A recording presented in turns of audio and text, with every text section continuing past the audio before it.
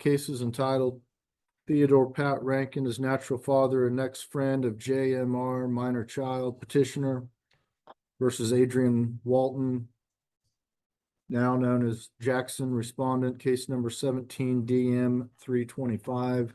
Would the parties announce appearances, please? Michaela Stevens appears on behalf of the petitioner, Ted Rankin, who also appears by Zoom. Adrian Jackson appears without representation.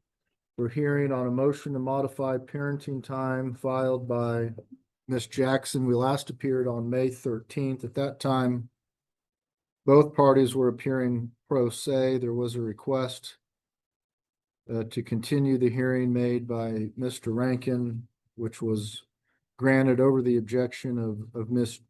Jackson.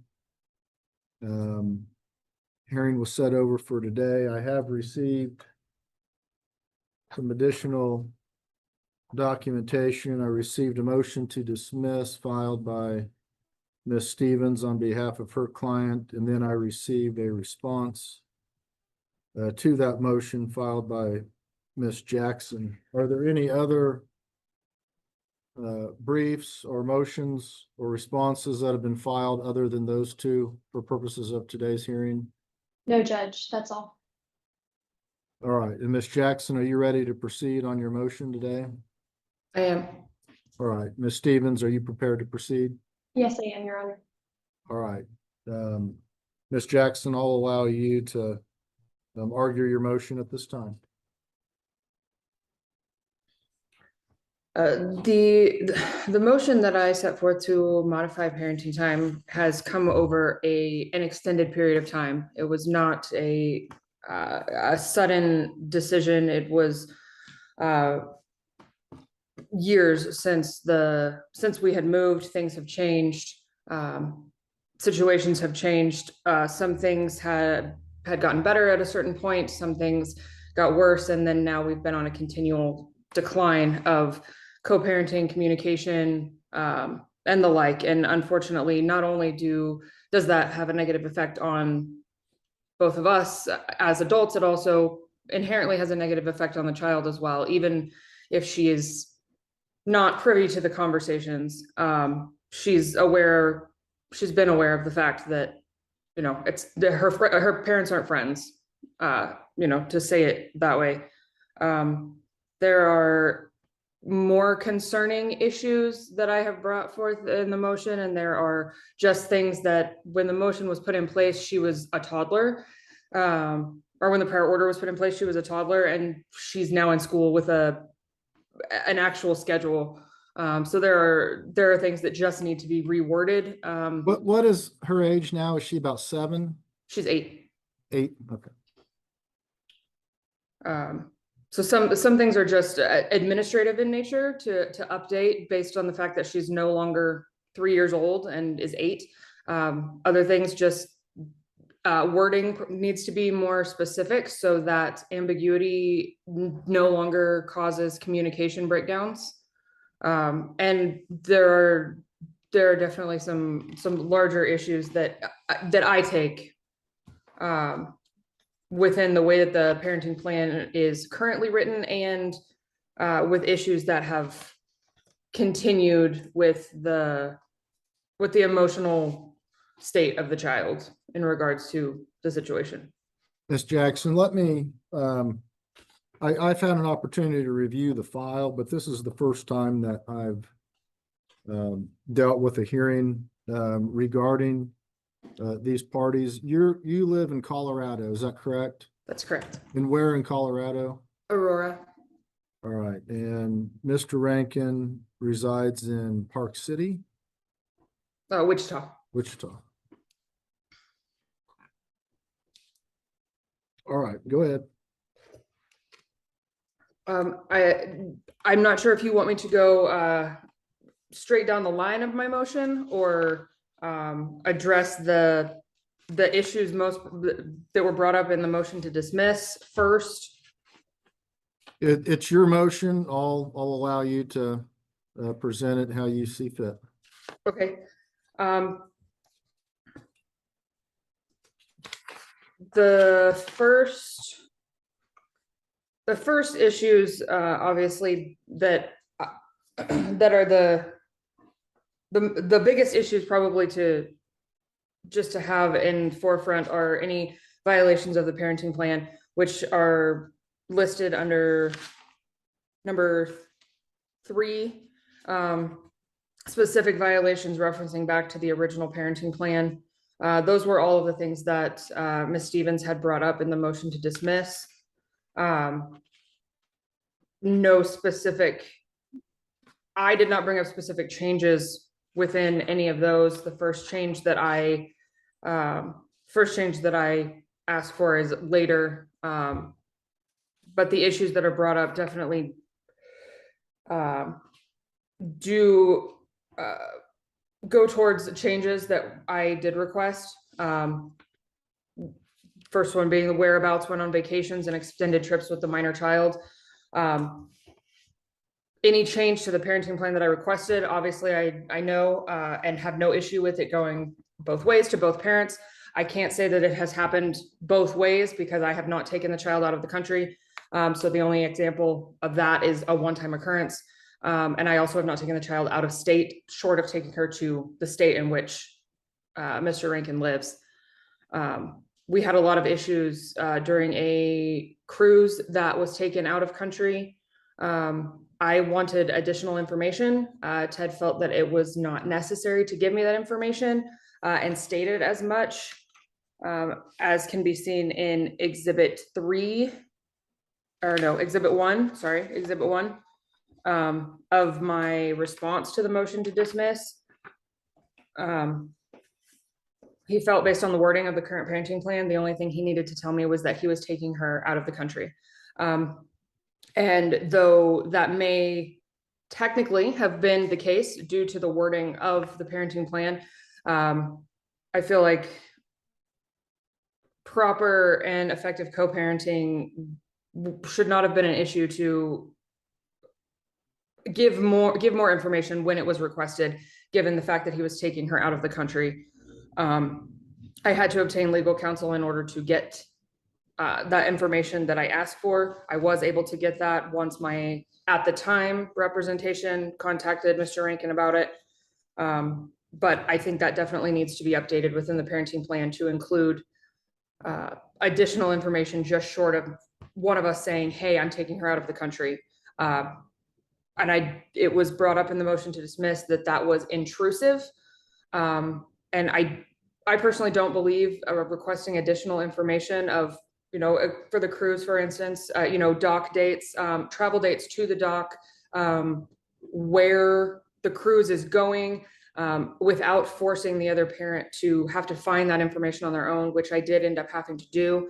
Thankfully, I had the name of the cruise line and I was able to deduce which cruise it was, but I don't feel that effective co-parenting should force that situation.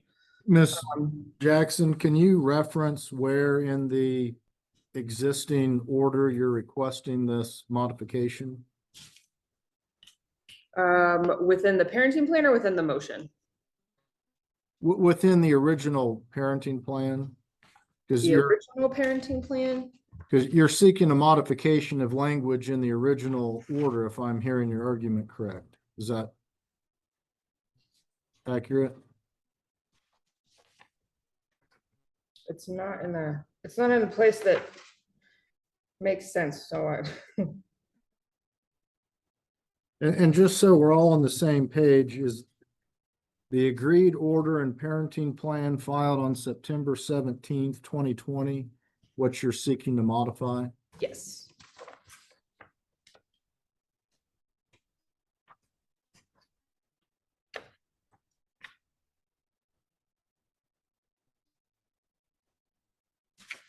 I believe the only time that it is actually mentioned, and this is also why it needs to be added and changed, is in the original parenting plan under C.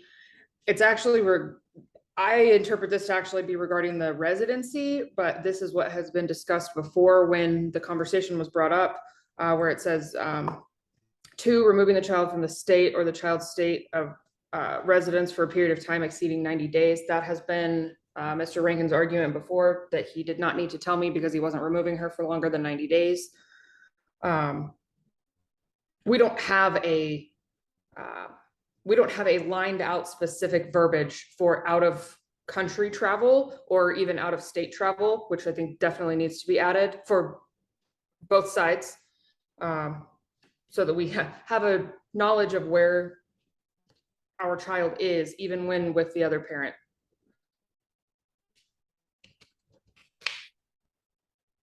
All right, I understand that argument.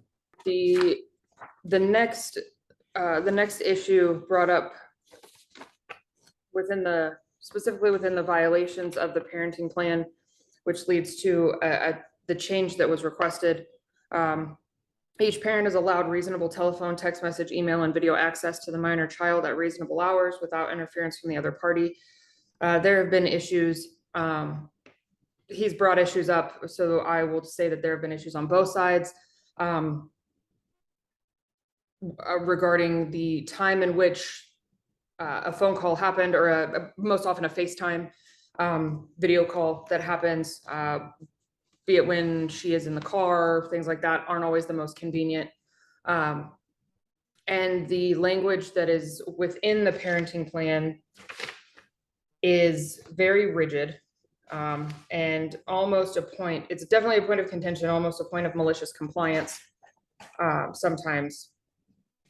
And again, when referencing the original order, can you point out where in that order you're referring to? Yes. That one is number 11, which I believe is page 8 of the parenting plan. Again, at the time that this parenting plan was put into place, the child was 3 years old, and a toddler of that age is hard to keep on the phone anyway, even when it is a video call. So putting in that to have minimum telephone or video contact with the minor child on set days for at least X amount of time was justifiable at the time. That way we could ensure that the opposing parent at the time that did not have the child could have communication with her. However, she's older now. There's times where she doesn't even want to talk on the phone. Then it has happened on both sides. As I bring up in my response to the motion to dismiss, during this current parenting time, there was a time in which they had actually just gotten back from a weekend vacation of sorts. And I had sent the text to have her call. They said they weren't home, they'd be home later. I said, okay, just have her call me when she gets home. She got home, found that some of the neighbor friends were outside playing. She apparently had said that she wanted to call the following day instead of that night, and that was fine. I feel like at 8 years old, she has the ability to know whether she does or doesn't want to be on the phone or at a specific time, rather than rigidly trying to force her to sit on a phone call for 15 minutes.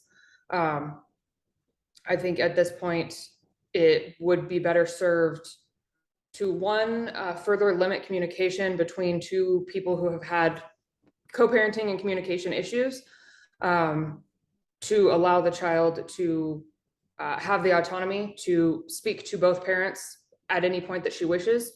My husband and I have previously gotten her her own cell phone that she uses when she is here. She has not taken it to Mr. Rankin's house. He at first did not agree to her thinking that she needed one. In some ways she doesn't. She's not on her own or alone at any time. It was more so that she had the freedom of conversation between other family members and her father without having to utilize one of our cell phones in order to do so. She's perfectly capable of utilizing it. In the motion to dismiss, it was mentioned that Mr. Rankin was open to the idea of her having her cell phone there, but that he wanted to have the control to say when it was or wasn't needed. I do take issue with one of us defining what is needed in regards to communication for her. If she is here and she feels the need to text her dad or call her dad, and it's not a Tuesday, Thursday, or Sunday, there's no reason that she can't do so. The same. What specifically what kind of language are you requesting?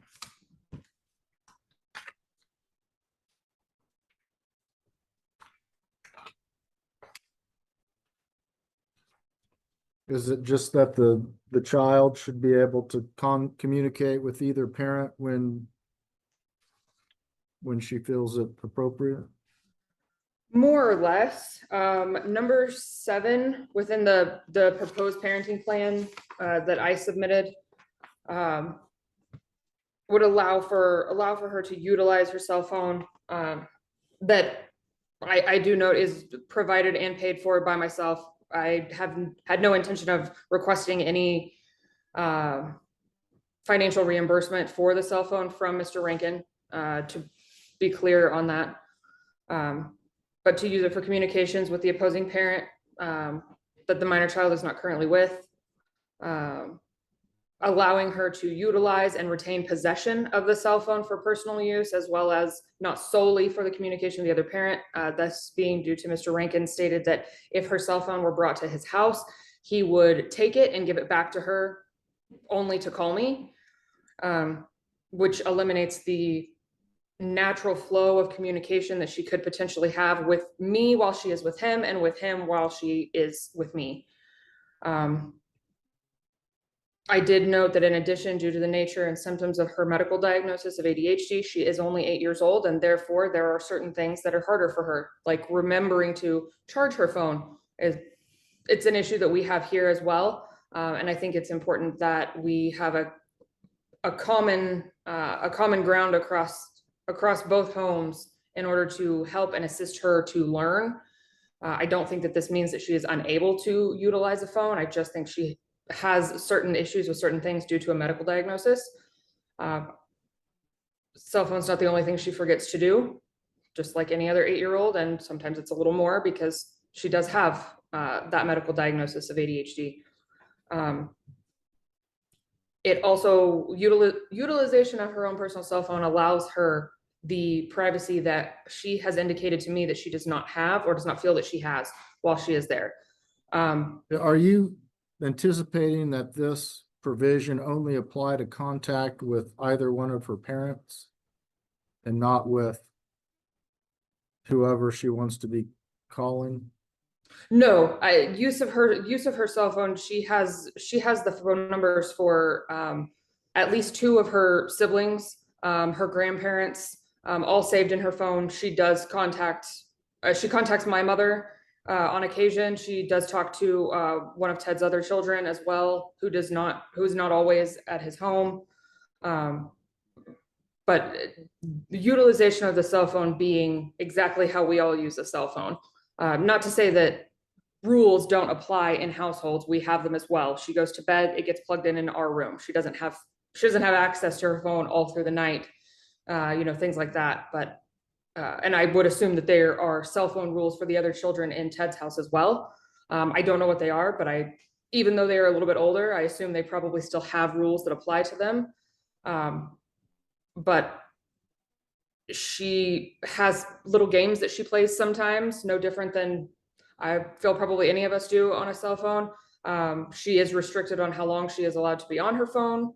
I feel that it would probably be the same way there, regardless of whom she was talking to or anything, but it allows her continued communication with other family members. And right now, I think she's only got one friend in her phone, but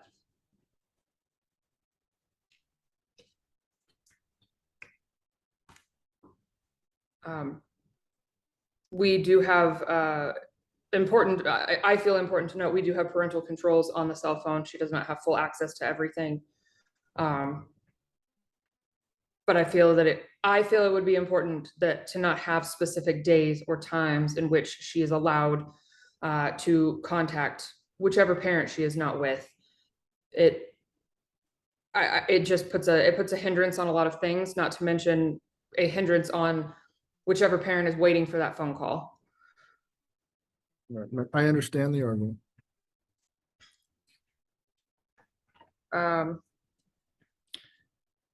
The next issue, I don't know that there's a whole lot that really needs to change about wording, more just the parenting plan needs to be followed. Within paragraph 12 of our current parenting plan, it states, neither party shall make disparaging remarks about the other party's significant other, or the other party's family members in the presence of the minor child. And it goes on, I believe it is, let me make sure.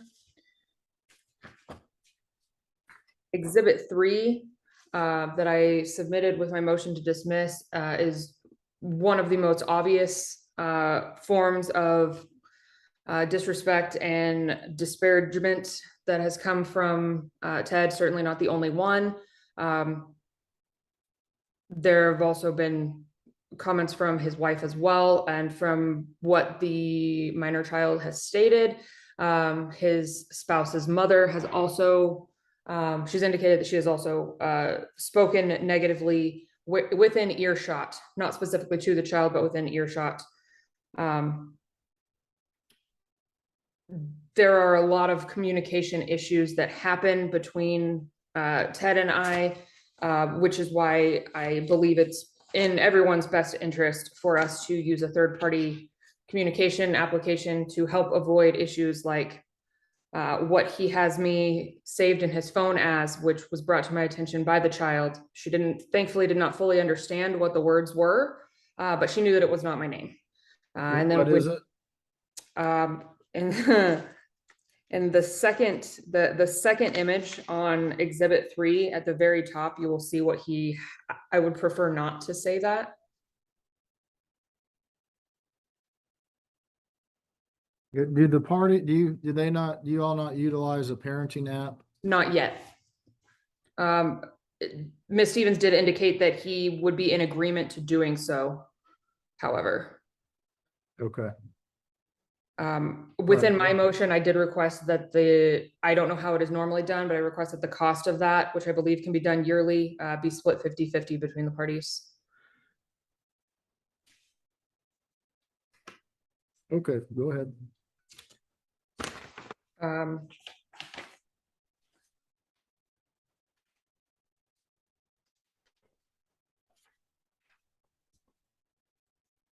The C under my motion to modify leads into the biggest request within the motion that I believe Mr. Rankin had an issue with, which is understandable. The minor child's mental and emotional well-being, as well as her own thoughts, feelings, and desires, I believe should be considered. I understand that at 8 years old, we're not talking about a 16-year-old who has, a certain level of perceived emotional maturity.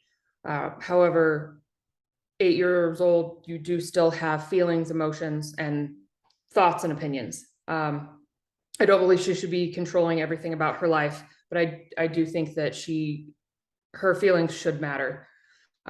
She has indicated both to me and to a third party that she does have very strong negative feelings about a lot of things. My position has never been, and I've never stated that she hates or dislikes everything about her father or going to her father's house, anything like that. I do believe that negative and positive feelings can coexist within the same person about the same situation. And I believe that's what she's currently dealing with, a conflict of emotions where she feels certain things are incredibly negative, but there are obviously positive things. It is her father. She does love him. And that's just how it is. That can happen all the way up to adulthood, in my opinion.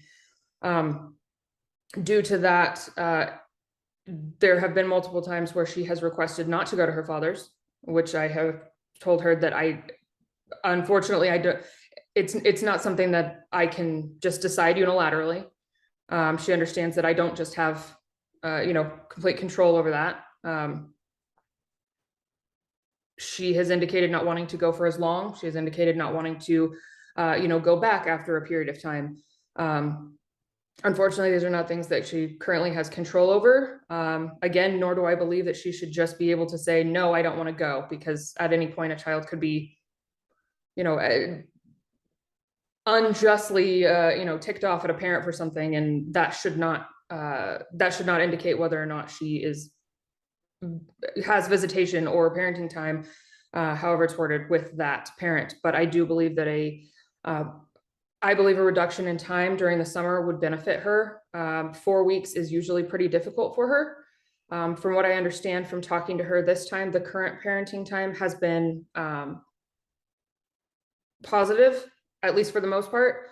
She does not feel like she has the ability to speak freely about all aspects of things. So I usually do get an unload as soon as I pick her up.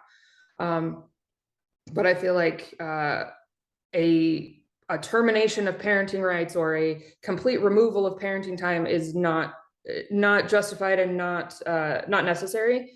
I also feel like should the relationship between the two of them be consistent in how they feel. Mr. Rankin has indicated he believes it's all positive, and our child has indicated that she does not believe it to be all positive. And should that change and things become, a better, more positive for her, there really wouldn't be any reason for that to, in my opinion, to go back up. And that would again be, if the child indicated, hey, yeah, I've been at dad's less. Can I stay an extra week or something the next time I go? Things like that. I feel like she's old enough to be able to indicate that things are more positive, that she feels more positive and happier when she is there. So is your request for a reduction in Mr. Rankin's summer parenting time tied into this paragraph C on page 4? In part, yes. Okay. It's also partially tied into paragraph D, where there have been choices that have been made that I do not feel have the child's physical safety at heart. Within the motion to dismiss, it was argued that Mr. Rankin follows all car seat laws, always has, and has always listened to what I say. Unfortunately, that is egregiously wrong. It has been a point of contention since our daughter was an infant, as to how to properly install car seats, which car seat she should be in, can she move to a booster, et cetera, et cetera. Is she in a car seat at age 8? She is in at least in my vehicle, she is in a high-backed booster because she is very small and relatively short. So she does not pass the height and weight requirements to not be in a high back booster, at least not for the car seat that I have. And following the American Academy of Pediatrics recommendation and the highway safety recommendations, which is what I follow. I happen to have a car seat that is, it was one that was extended. You could use it for like 10 years, provided it was never in an accident. So it's very easy for me to alter it without having to change what seat she is in. I don't know what type of booster or car safety seat she is in within Ted or his wife's cars. I believe she's in something. I just don't know exactly what it is, because she indicated to me most recently when they had driven to Texas for to port for the cruise. She was told that she could get out of her seat and lay across the regular seat in order to sleep better, which obviously is not car safety for her size. I actually don't think it's indicated for anyone to do that. And that is just one particular occasion. There was another occasion where she said she was told not to tell me that she was not in her seat because it will just make your mom mad. Another instance of safety issues was she indicated to me that they went out to buy shoes. They frequent Silver Dollar City, where there's theme parks with amusement rides, and she, like I said, is kind of short. She is tall enough for the 48-inch, not tall enough for the 52-inch, I believe, 51, 52-inch. She indicated to me that they intentionally bought her tennis shoes that had a thicker sole, so that it was said to her she would look taller, to make her taller. And she said that she was taught how to stand with her heels slightly up to make herself appear taller, so that she would be tall enough for the ride. It was also indicated on a phone call. I happened to be in the room putting laundry away, and overheard her make a comment to her father about it not being, that I had mentioned to her that it was not safe for her to be on rides that, maybe she really wasn't tall enough for. And the comment that was made, whether in jest or not, was, well, we got you on the ride, that's all that matters. Like I said, may have been said in jest. However, I don't find that particular situation to be something that is laughable in any manner, because children have died. And I do think a disregard for physical safety, no matter how small, can be problematic and can be indicative of a much larger issue when gone on and not nipped in the bud, so to speak, so as not to continue physical safety issues. It also ties into paragraph E, where the minor child has indicated that she fears Ted. This is not at all times. This is not, just being in his presence that is fearful to her. It is certain actions, certain words. She has indicated, I would argue, normal parenting things, he raises his voice. Okay, we all do. He believes in spanking. I do not. It's a difference in parenting opinion, and I can't do anything. I can't do anything about his, his opinion on that.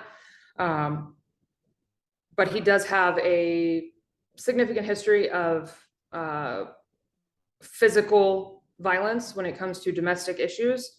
And she has indicated that she has seen what she describes as her father being scary or having scary behavior.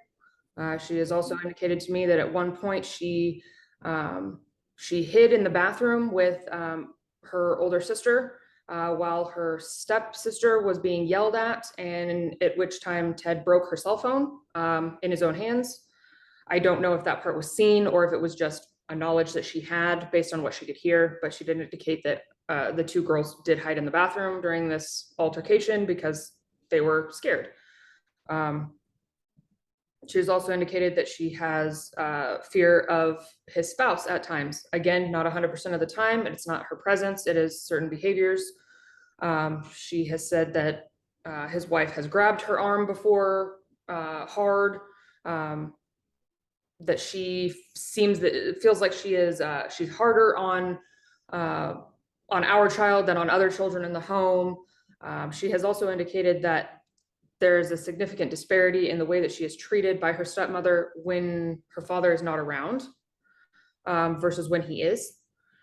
And she's also indicated that she has had fears before of her stepsister due to continued blame for things that she indicates she did not do. And one particular instance where she said that a bag was placed over her head and her arms were held down so she could not take it off. And it was done when she asked why that was done, it was indicated to her, well, because it was funny. I wasn't there. I can't say exactly what happened. This was the perception of, at the time, a 6-year-old having something happen to her.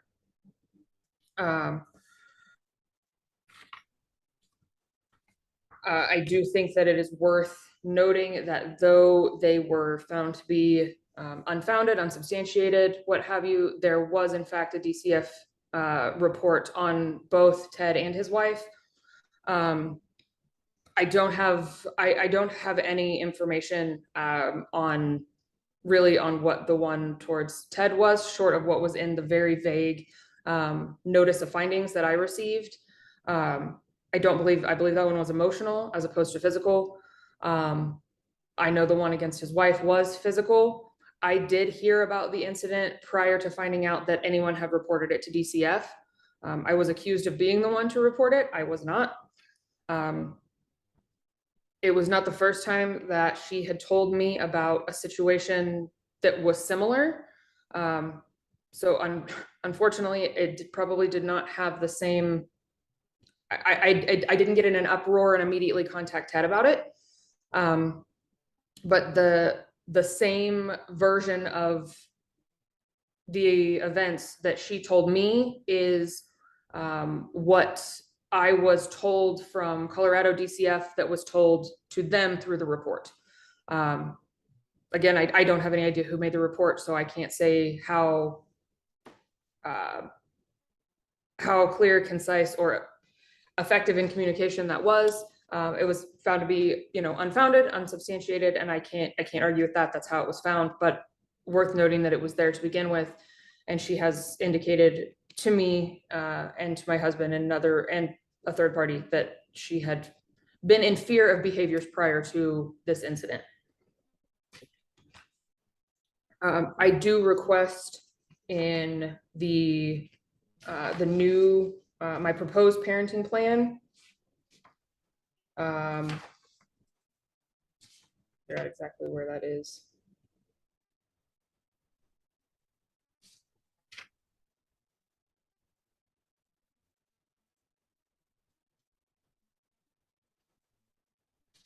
Number 29, I do ask that physical discipline or punishment not be allowed in any way from any party in the minor child's life. Or in addition, the direct threat of physical discipline or punishment not be allowed in any way. I understand there's a fine line, in my opinion, between a difference in parenting types and something causing a fear within a child that is unnecessary. Spanking on the surface, I don't agree with. I was spanked as a child. I understand that it's a pretty common practice. However, it has caused emotional and fear issues within the child for being spanked. And I feel like there's a lot better ways to handle conflict with a child who is getting older as opposed to physical discipline. It's strange to me that we try to teach children not to hit and then we proceed to hit them.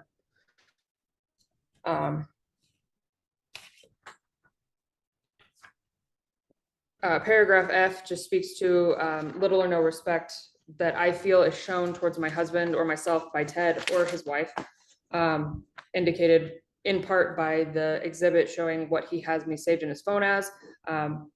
I have absolutely no idea what his wife has me saved in his phone as, but I also know that at the time that I was told by our child, it was also not my name. She knows what my name is. She knows how to spell it.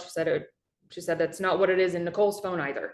But I don't know. I have no record of what that one is or was, if it has been changed since. Paragraph G, there's been multiple accounts that the child has come home and told me that comments were made to her regarding being asked if she wants to live with them, and suggesting, going so far as to suggest, well, why don't we just not take you home? I will say I find it important to note that these comments were not reported to have come from Ted. All of them were reported to have come from his wife. To my knowledge, he has not been the solicitor of any of these comments. At least not, our child has not indicated that he has. But comments nonetheless. Paragraph H speaks to efforts over time, communication breakdown, and those efforts have they've just been gone. There have been genuine attempts to bring conclusions to an effective and respectful manner and have not always done so. Like I said, there was a time in which it was much more positive communication, and then it has been a constant decline. Various things have been blamed on that. Me getting married has been blamed on that. There's consistent blame anytime there's an issue. There's consistent blame that, well, none of this would happen if you wouldn't have moved, which I believe is disparaging all in itself, given that issue was concluded once we had a confirmed and court-ordered parenting plan prior to my move to Colorado. Unfortunately, a lot of times conversations just have to cease. They have to be tabled because I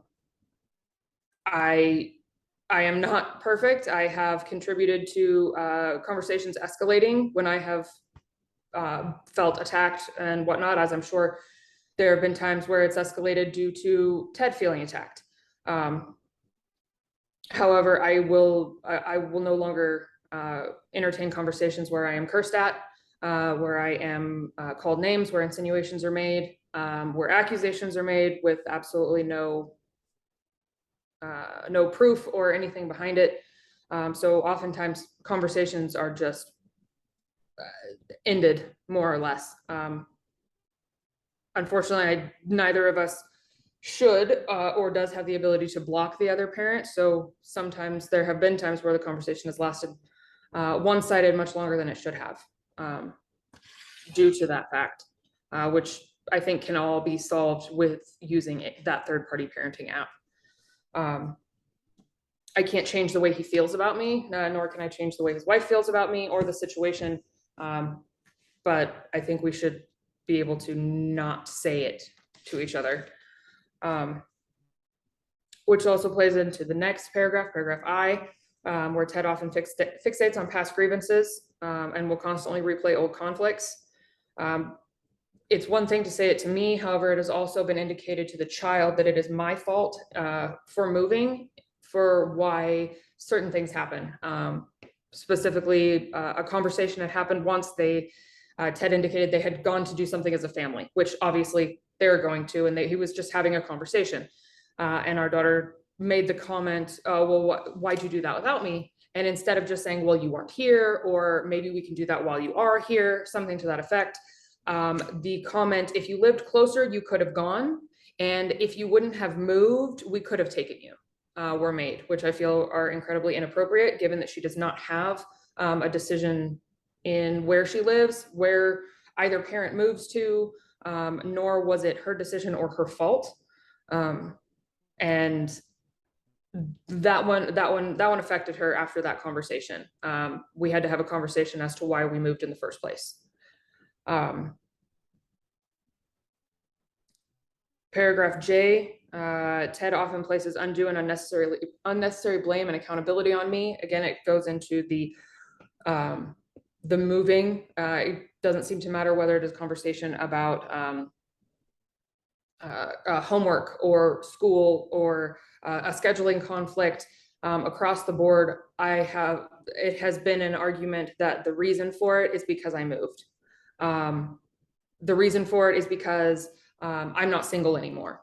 The reason for it is this or this or this. All things that have absolutely nothing to do with the conversation at hand. But worth noting that those things do happen. Paragraph K speaks to the removal of ambiguous wording. There are quite a few places, much like the communication of information regarding travel. There's no real wording for that one. And then there are other places where, like the phone call information, it says that for at least 15 minutes, obviously not taking into account whether or not she is busy or even wants to be on the phone, things like that. I think removal within my parenting plan, I think, at least in my opinion, I've successfully removed any ambiguous wording and replacement with more specific and updated verbiage to eliminate certain scheduling and communication conflicts. One specifically that I have no doubt will be brought up, and I do believe that I do touch on it in my motion and within my parenting plan.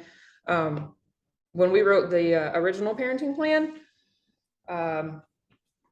it was written for holiday time, for whichever parent had Christmas to have them until the 26th, and then the parent that had New Year's would get the child on the 26th, day after Christmas, and then for the remainder of the break. Well, she was in daycare, she didn't have a break, so to speak. Now she has a 2-week break, that encompasses 1 week where Christmas is, and then of course the second week that encompasses New Year's. And that has been a point of, again, what I would describe as malicious compliance. The entire parenting plan, of course, is enveloped in the same phrasing of unless parties agree otherwise. Yet it has been told to me that their household accommodates me on those years where it says that he should get her on the 26th, because then of course he would have her for almost the full 2 weeks, when we had already prior agreed that it was the most fair for one parent to have a week and one parent to have the other week, alternating the week in which we have due to, Christmas and New Year's. So I believe that wording of certain scheduling things like that You'll would need to eliminate. point out what specific language you're seeking modification of.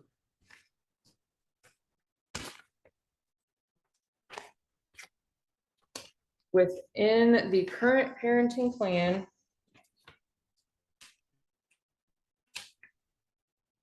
all of the parenting time that is listed out starts at 7, which I believe is page 5, if I have that printed properly.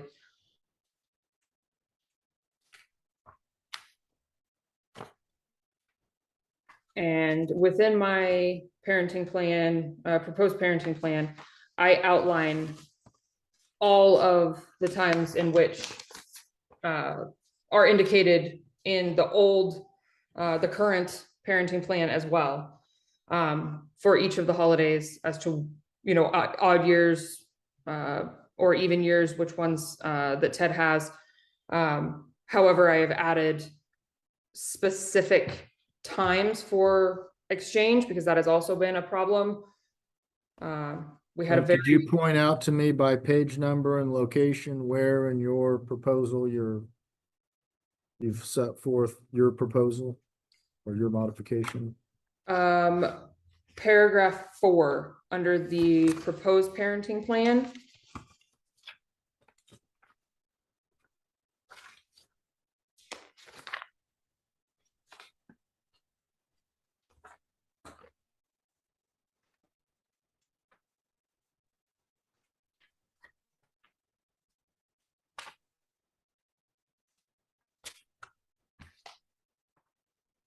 Some are very small changes.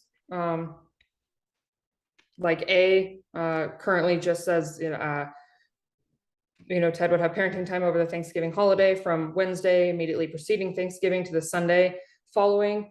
That's where the missing information or more specific wording I feel would be beneficial. That has also been a conversational issue as to deciding when exchanges should be taking place. So really, like with A, all I did was add times that are indicative of when we have already prior agreed to have exchanges for the Thanksgiving holiday.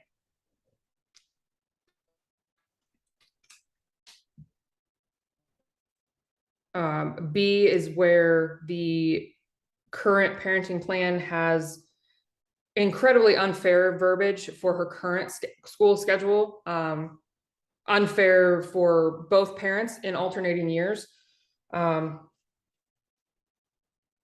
saying that that Ted in odd years, Ted would have parenting time over the winter break from the day after the last day to the 26th. Well, on years where he has Christmas, in odd years like this year, he would have her for a total of, I think, 2 days, which obviously is not a fair situation in any manner. And it's also highly inconvenient to be making that drive so close together. And I feel that should be changed, which is what I propose in both B and C, being in odd years, which would be Ted's Christmas holiday, having the child for winter break from the Saturday after class, as opposed to driving so late in the evening in the dark in potentially inclement weather or conditions.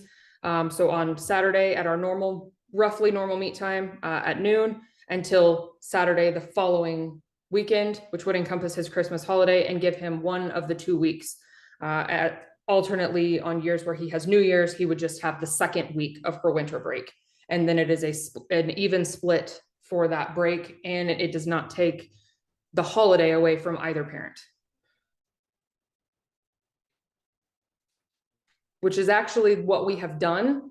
It's just an argument every year as to why we do it and who is being accommodated for. And I think that changing the wording would be beneficial to everyone. Part of the reduction in time that I have requested is not necessarily a reduction in time, but more a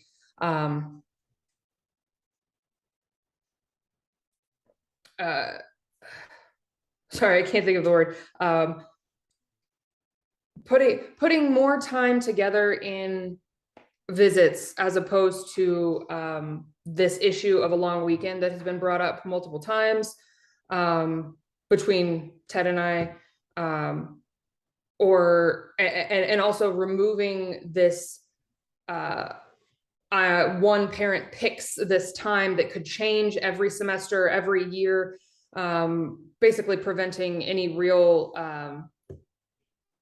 ability to talk about it. The way that the parenting plan is currently worded when it comes to the long weekend that Ted gets per semester is that he gets to choose, regardless of what time frame he has to choose it. That has been an issue the last 2 years, though I will note that it only became an issue in the fall of 2023, and I moved in the fall of 2020. So within the motion to dismiss, Ms. Stevens pointed out that that his chosen times for a long weekend are always declined by me, which is categorically false. For 3 years almost, we had no issues whatsoever. The first issue arising in fall of 2023, when I indicated there was one specific weekend that was off limits. And I indicated that in March of 2023. That was due to my husband and I getting married that weekend. So it was one weekend out of the entire semester. There were, I think, 4 other potential options for him to exercise his long weekend. She actually has a fall break. She has a week-long fall break similar to a spring break, as opposed to having onesie twosie days, like a lot of schools do. He wanted the entire week, and he wanted to pick her up the day after I got married, which obviously did not work out for a plethora of reasons. We were able to kind of squash the conversation during fall of 2023, but it obviously became an issue again fall of last year, where I had to then retain legal counsel in order to resolve the issue again because of the definition of a long weekend. He felt that 9 days, which is what the entire week encompassed, he could consider that to just be a long weekend, which by definition was found to not be the case. We ended up splitting the week, which there were other issues with that as well, but I don't see at this point why there's really any reason for, outside of Thanksgiving or an unplanned occurrence, should there be reason for it, that there should be anything other than weekend travel. No one should be having to take off work anymore. The way that it was written before, it worked at the time, but really there's really no reason for either side to have to take off work in order to do this. Now, I do understand that Ted has a fairly wavering work schedule. Sometimes he does work on the weekends, but from what I understand, his regular job is a week job, and he does regularly officiate sports. But if we were to accommodate all of that, then there would really be no specific day during certain times of the year that he could travel effectively. So as opposed to having this long weekend, as a definition, and have it change from every single semester and have this be a continued point of contention, I suggest that that we kind of split the time. so that I also have the ability to spend non-school time with her. I've requested that of Ted before. Unfortunately, I was met with a negative response because I don't have a lot of time with her outside of school. And obviously I don't want to take her out of school in order to do certain things. So I asked for a little leniency, was not met positively with that request. So I suggest that in even years, he have spring break, in odd years, he have fall break, and we alternate the two. That way there's no extended long period of time in which he would not have her or not see her.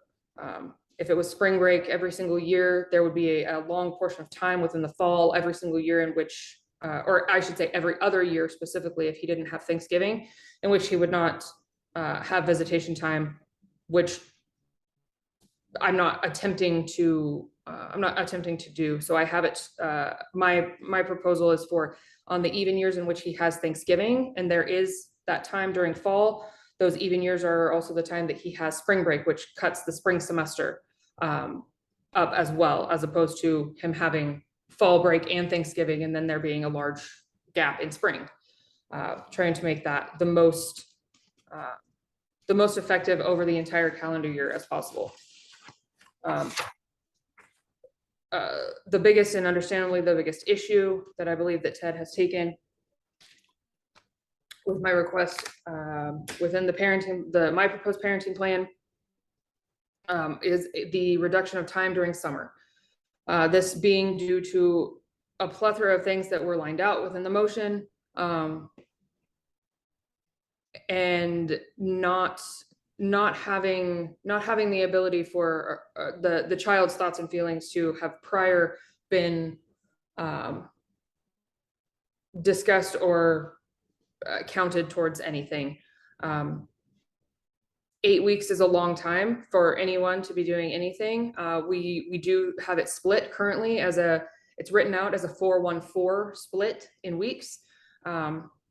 We do often have to, the last 2 years, actually, we've had to alter that, which has not been without issue, but we have resolved it due to her participation in dance. She has a dance recital with the current studio that she is with, happens to be in the beginning of June, which happens to fall within his currently laid out parenting time. Like I said, we have been able to adjust that, but I think it would also be best to, as I have in the parenting plan, include verbiage to that same effect so that continued conversations don't have to be had about whether something is or isn't fair for one parent or another. He has not lost any time in regards to summer due to the dance recital. He has indicated that he doesn't necessarily find it to be the most important, but to her it is. So I would like for that to be taken into consideration when when and if wording is changed for summer. Like I said earlier, I don't believe that a complete reduction in all parenting time is something that is necessary, because I don't believe that it is 100% of the time that she is miserable or hates being there or anything like that. There are definitely positives that she has brought back from being with her father before. But she has indicated many, many times to me that 4 weeks at a time is a lot and doesn't want to be there for that long. Or after the first section of time, she really doesn't want to go back. Thankfully, that has, as she gets a little older, it has gotten a little better. She's able to handle her emotions more and is able to get through it without as much issue. But I believe that a reduction in time, and at least until which time the two can be on the same page with how they feel. As I indicated earlier, Ted believes it's all positive, and our daughter has not indicated as much. But if things were to change, then the ways that are helpful to her, and she was to feel more understood and more emotionally supported, I feel like that would change her outlook on even being there, especially for longer periods of time. Our current parenting plan in paragraph F indicates Ted having additional parenting time if he will be present in the Denver area and provides at least 2 weeks notice. Unfortunately, this is another means of ambiguous wording causing problems. The way that it is currently worded basically makes it seem as if I have absolutely no control over anything. If he's here and he tells me 2 weeks in advance that he'll be here, I don't have any say. And obviously some things are planned longer than 14 days beforehand. So I do believe that the verbiage needs to be changed. And I believe to be the most fair and inclusive, there should be, in addition to, if I happen to be in the Wichita area, I do have family. I'm from Kansas, and I do have family in Kansas. And should I go visit them during his parenting time, maybe be able to take her out to dinner with my mother, or my sister, what have you, would be nice. Currently, there is no allowance for me to do that. And due to the co-parenting issues and communication breakdown, I would not, I likely would not be able to do that. But I do believe it's also important to remove the ambiguous wording that that just states that if he is here, then he can have her. As she What gets kind closer of to language are you proposing? specifically changing it that if he will be present in the Denver, Colorado metropolitan area and provides me with at least 14 days notice of his intent and has coordinated agreement, meaning that he says, hey, we're planning on being in Colorado, anything going on, and I have the chance to say, actually, she does have this going on. So the rest of the time that you're proposing to see her would be fine, but maybe she has a birthday party, or maybe she has something else going on, as opposed to him just being able to say, well, I'll be there, so I'm going to take her. Is that language that's in your proposed parenting plan? Yes. And where is that located? Paragraph G and paragraph H. The following paragraph is where I have proposed that it, the same language, but on the other side for me, if I were to be in Wichita. The only change being obviously the end of paragraph G, stating, Ted shall bring the minor child back to Adrian prior to any scheduled extracurricular activities. More regarding, sporting events, things like that. She would often have a game or a practice or something, which may very well happen there. She's not been enrolled in any sporting events or programs that I am aware of, but should that happen over, during the summertime, things like that, obviously that would also need to be taken into account. I would need to get her back to him prior to that. But within both of them, I believe, make sure before I say that. Yes, time pursuant to this paragraph shall not interfere with Adrian or Ted's holiday parenting time, obviously respectively, and time pursuant to this paragraph shall also be subject to the desire of the minor child. Just because I happen to be in town, or just because Ted happens to be in town, doesn't necessarily mean that she's going to want to give up whatever is planned in order to make an adjustment. And I understand that. And I think that should be taken into account. She may not want to forego a birthday party in order to do something different when she had planned to be with her friends. And I do find that to be important as she gets older.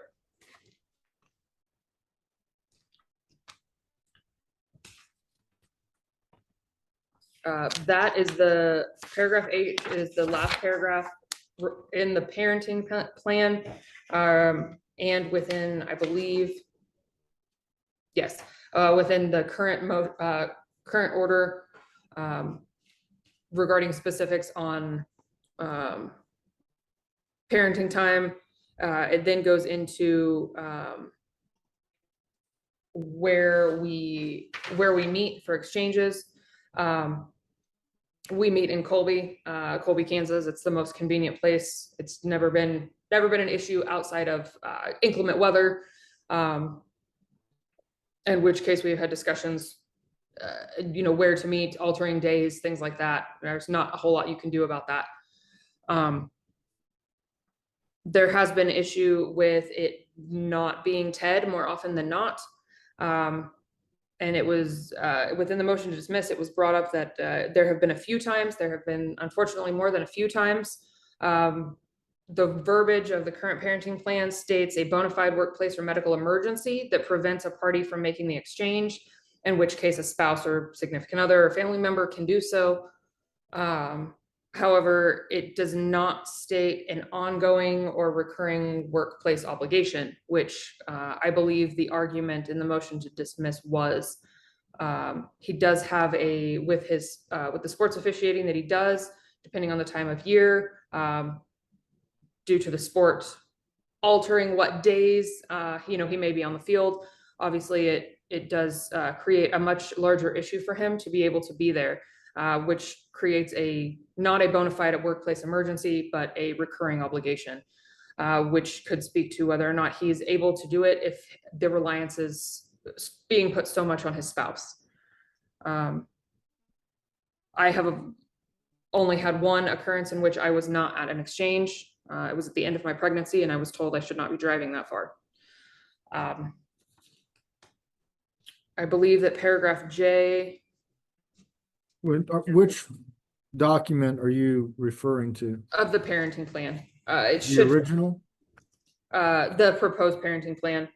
It follows down from here. Paragraph J of the proposed, paragraph I of the current is in regards to airline transportation, which has not been the case and believe remains unchanged. It just states that he will take her to Wichita Airport. I will take her to the Denver airport. I do ask that it be changed, the verbiage from paragraph K, where it states that she should need to travel not alone until the age of 10. I asked that it should be in paragraph L, that it be changed to 12. Just given the altering environment of our world, I think that should be set a little bit higher before she's set off in an airport like DIA by herself. And that she not be allowed to travel between 12 and 14 as an unaccompanied minor unless there is a direct supervision of an airline employee, which is easy to set up, doesn't cost any additional. I also don't know that that would be too much of an issue, as obviously we tend to just do car transportation a majority of the time.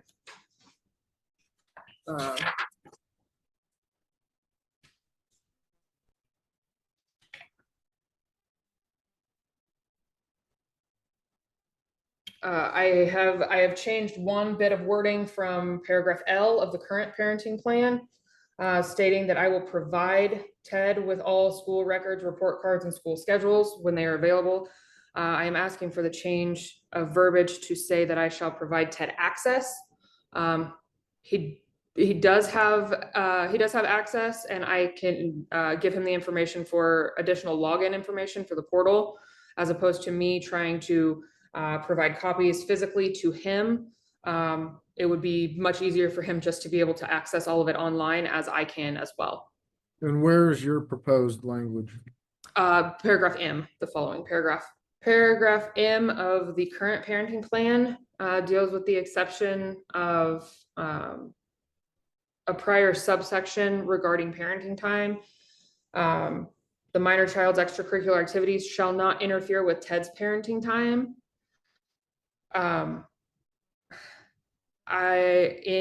In the proposed parenting plan in paragraph N, I am requesting a change in the wording. The way that the wording is now makes it seem as if her life is interfering with him. And I don't believe that that's necessarily how he looks at it. It's just how it can be perceived in writing. The older she gets, the more there are going to be important practices or games or activities. Obviously, probably more so in high school, but if we take care of the verbiage now, we don't have to mess with it later. So I have proposed that rather than saying that it shall not interfere with his parenting time, that it shall not intentionally interfere with his parenting time, meaning I am not going to schedule something intentionally during his time and just expect for him to deal with it. Obviously, I don't have control over sporting events or school events, but I believe that the additional verbiage that I've added may be beneficial to our daughter as she gets older. Additionally, Ted's parenting time shall not intentionally interfere with unique events, either social, school, or sports related, that the minor child is involved in or would like to attend. These events include but are not limited to dance recitals, formal or informal school, social or club functions, practice or regular season games that, if missed, would disqualify their minor child from further opportunities within the season or year. Should such event occur during Ted's scheduled parenting time, the parties shall work together to come to agreement for Ted's parenting time to begin at a later time, end at an earlier time, or be switched or added on to another scheduled parenting time, should it allow as much, so that Ted does not lose out on parenting time, and so the minor child does not sacrifice her commitments and desires due to either party.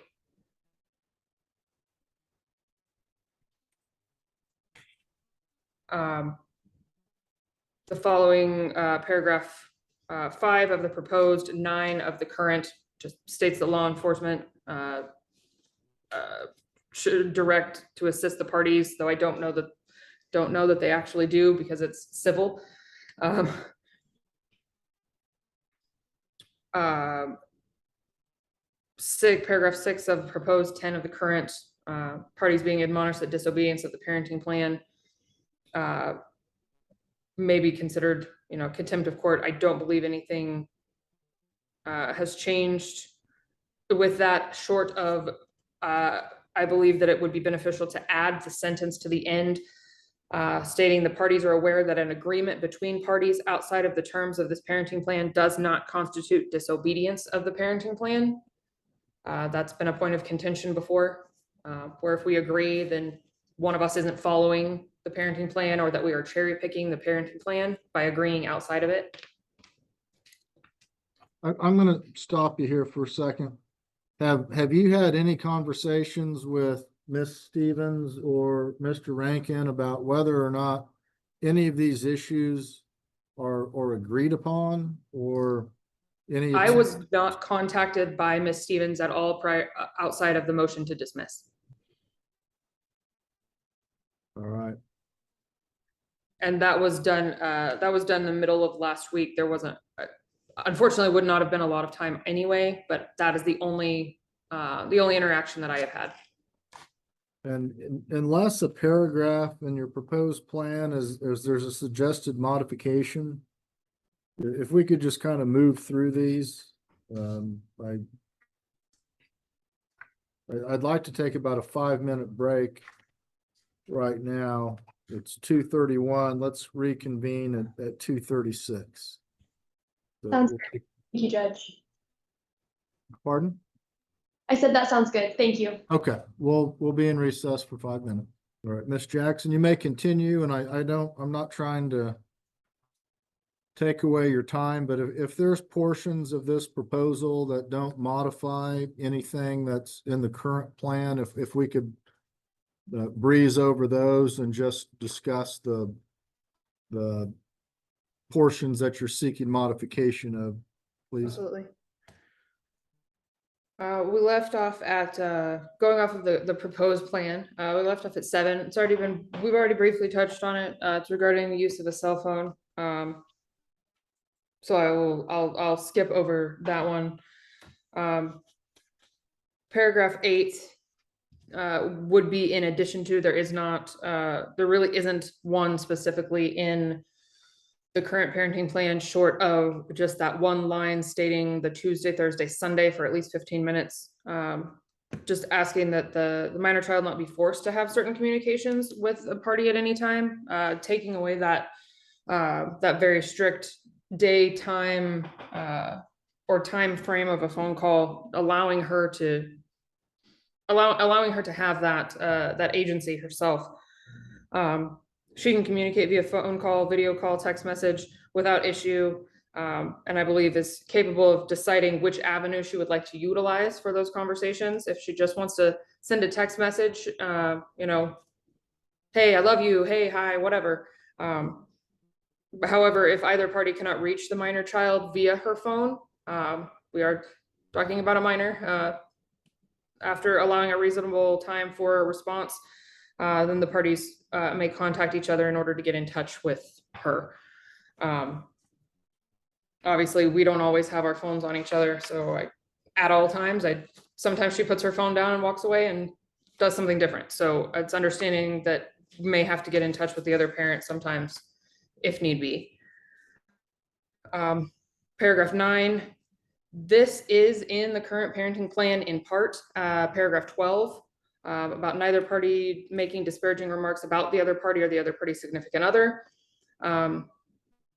However, I have added, due to reports from the minor child, specifically that I personally, and I believe at least on one occasion, my husband was referred to as something outside of our legal names, this being also including the phone naming convention.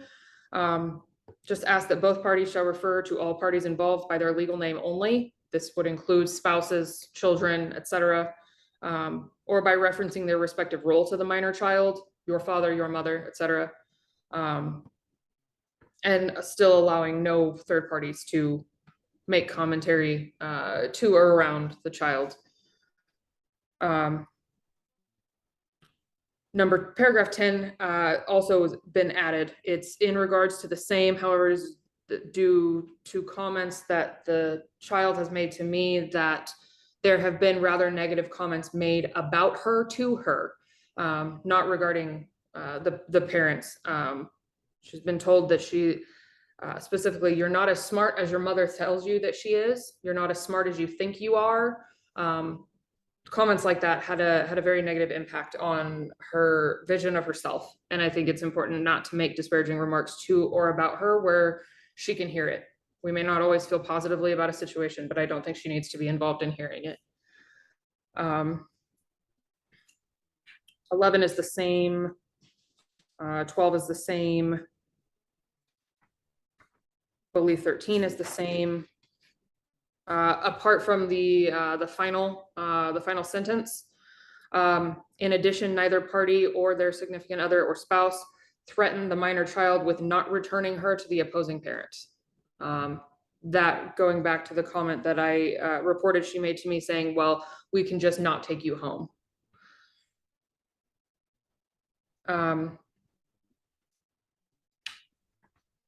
14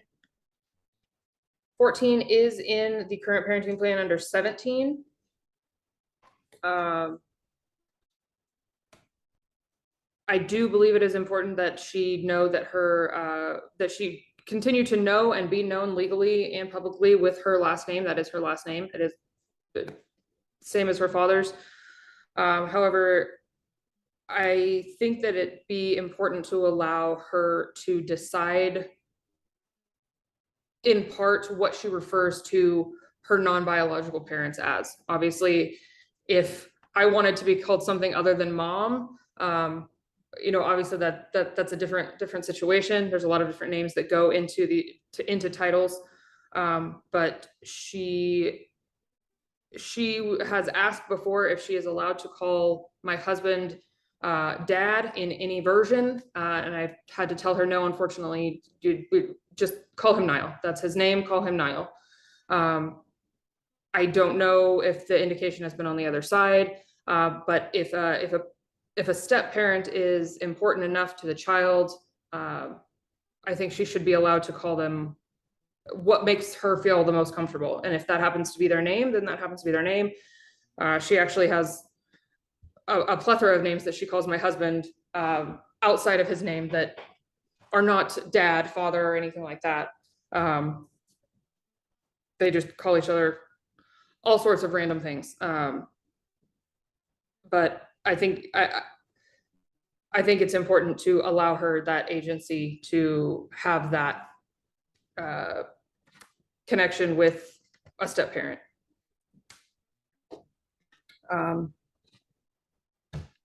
15 is the same, I believe. Obviously, that's already been discussed as to how that has been problematic before, but I don't believe any changes have been made. 16, and also a couple of other paragraphs within the motion to modify actually tie back, the verbiage ties back to the first request within the parenting plan and within the motion to modify, where I ask for sole legal custody in regards to decision making. We have joint legal custody now where I have primary residential. There have been a large number of issues when it comes to specifically with medical care, with medical professionals having advised or prescribed or diagnosed care, and Ted disagrees with it and has sometimes refused to give the medication prescribed, has indicated that he didn't believe a diagnosis, has understandably asked for additional testing or confirmation testing. It has been given and it still was not to his satisfaction in order to give a prescribed medication. We currently have a situation where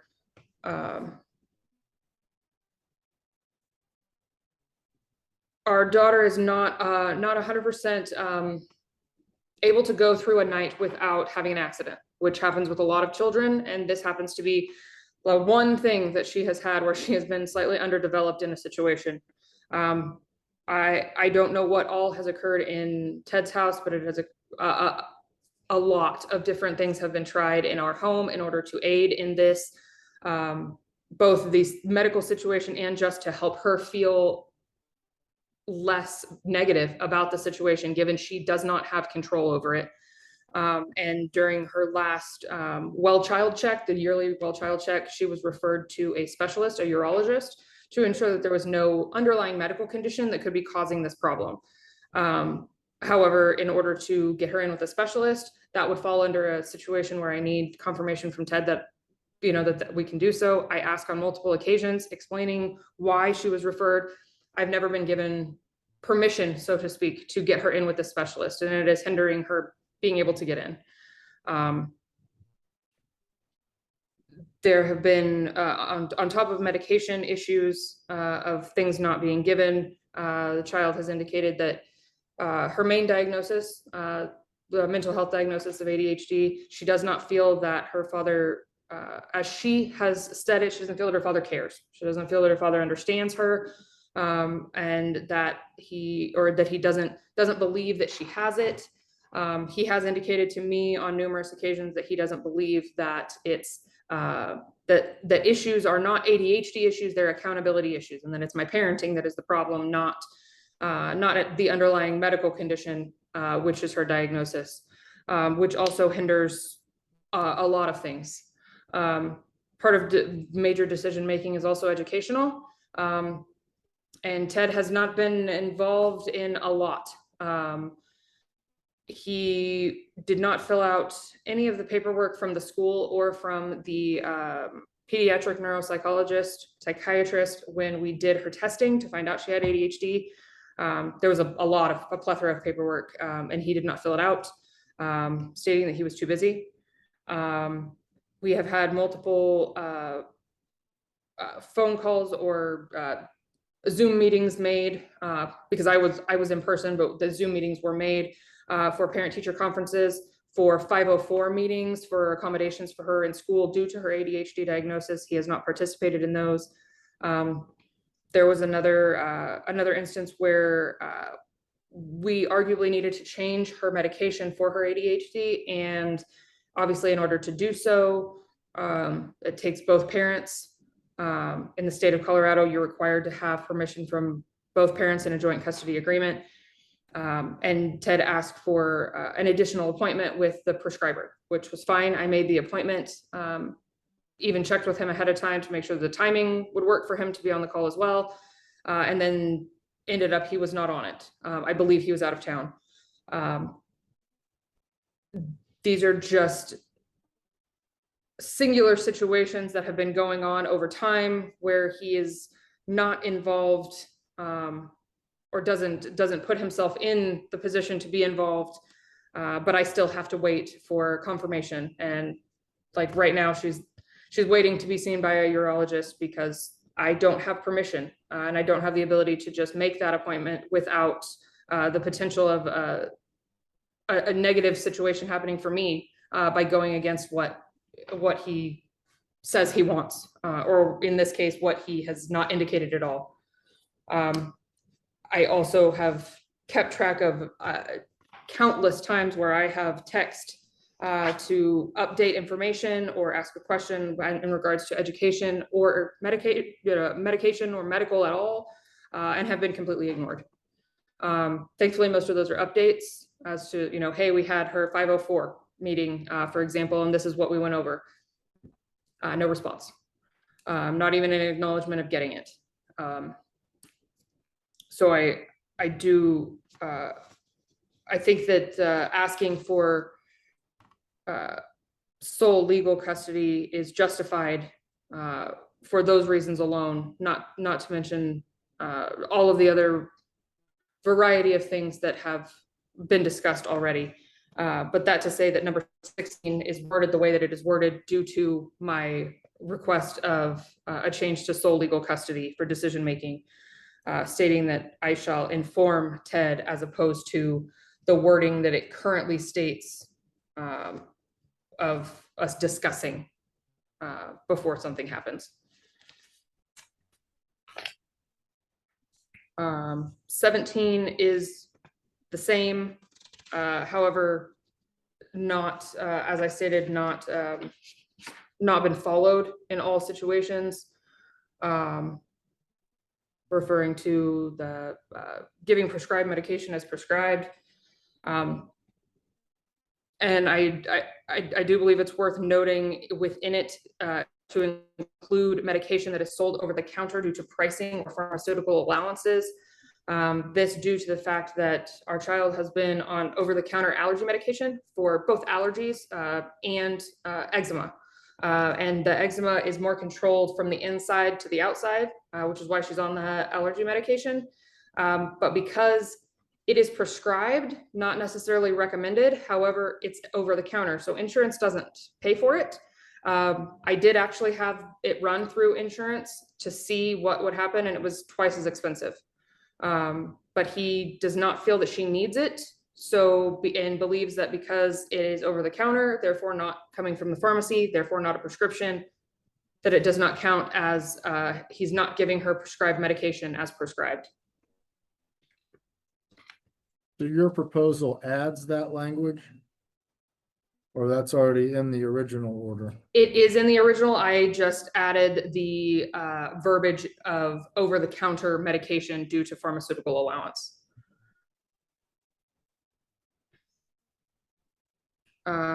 18 is an alteration from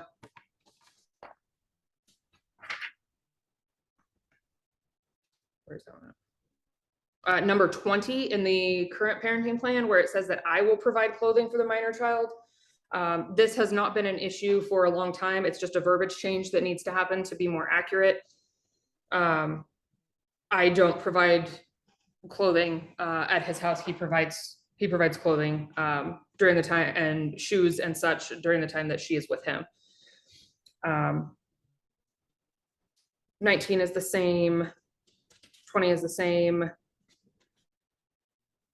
21 is the same in part as number 29 of the current parenting plan. We share uninsured medical expenses at a 50-50 equal divide. The only thing that I don't want to make any change to that. The only thing that I ask is that we put a time frame on reimbursement. Because it's my insurance, and obviously most of the time I'm the one taking her. I'm the guarantor on all of her medical accounts, and I often pay for her medication, her copays, etc. And it can take upwards of 90+ days to get repayment back for Ted's half. I keep track with an Excel spreadsheet.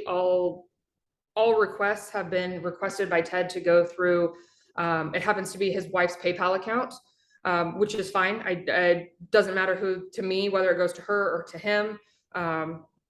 It may be better for him to have an account. I'm not, because she's not a biological parent. I'm not sure. right now, I have one that is over 120 days since the original invoice date that I have not been reimbursed for.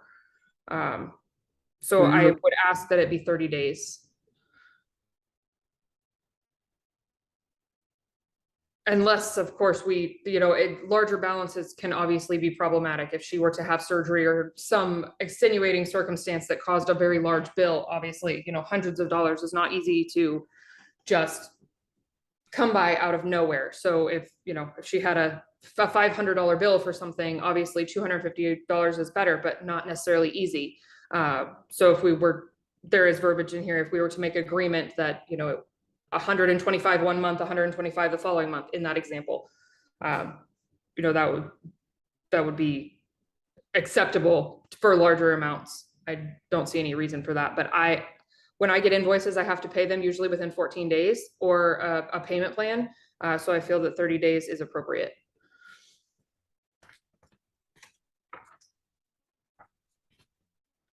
Um, 22 is basically just 22 is just saying there's no child support, which encompasses like 3 pages of our current plan, explaining as to why and explaining it down to $0. So I don't have all of that in there. It's just there is no child support. 23 is, I believe, the same. We may not actually have 23 in there anywhere regarding registered activities, providing that information to the other parent. We may not actually have that anywhere in our parenting plan. 24, I have added due to the events that the child has told me about. One I mentioned earlier regarding the bag over the head, not having the minor child be in the sole care of the other children in the home, more specifically the younger, 2 of which I believe one has moved out, is now an adult. One is older and likely hardly home anyway. But most specifically regarding the situation that I discussed, without specifically calling any one particular child out, because we are still talking about minor children that make mistakes and find things to be funny that aren't necessarily funny. But it doesn't mean it didn't cause emotional damage or issue for her at the time. 25 has been added. Both parties will ensure to the best of their ability that the minor child's allergens, both minor and major, are avoided. Our child has been diagnosed with an oral sensitivity allergy, specifically to pineapple. And she has told me on 2 different occasions that Ted's spouse has intentionally given her something with pineapple in it. Now, I'm not going to say whether that was completely intentional or malicious. I'm not going to suggest that it was, just that the child told me that there was a smoothie she knew had pineapple in it. She didn't want to try it. She was told she had to try it. And, she didn't appreciate the fact that she had to try something that she knew could bother her mouth and throat. I feel like it's important not to give allergens of any kind to the child. Number 26 and 27 are moot at this point. At the time that I wrote this, it was not. However, since I believe at least prior to spring break, which was March of this year, she does now have a proper bed that she sleeps in by herself. She also has a dresser as opposed to another vessel in which to keep her clothing. It was brought up within the motion to dismiss that these things were not the case. She slept on the floor, a couch, or an air mattress for a number of years after sharing a bed with a sibling. Once they became too big to do so, that's when the other options were in place. And she indicated that she often chose the couch because it was the most comfortable. She also indicated that her clothing was kept in a bucket or tub that she had to dig through in order to find something. Thankfully, that has been remedied, but I do think it's worth noting the amount of time it took in order for that to happen. She was incredibly excited to tell me about how the The top drawers of the dresser were for her sister and the bottom drawers of the dresser were for her. And she was excited not to have the tub anymore. It indicates how she felt that her things were being treated and how she was being treated. Along with this, she felt like because she didn't have a bed, she described it as, I don't feel like part of the family.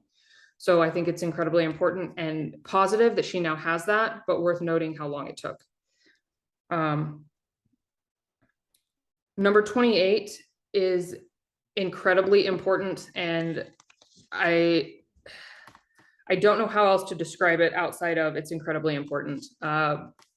She has come home multiple times and has been in the care of my mother during Ted's parenting time, where the condition of her undergarments were less than anyone should ever really have to endure. They were hand-me-down undergarments, which I find to be inappropriate anyway, given the price point of a package of new undergarments anyway, being very low.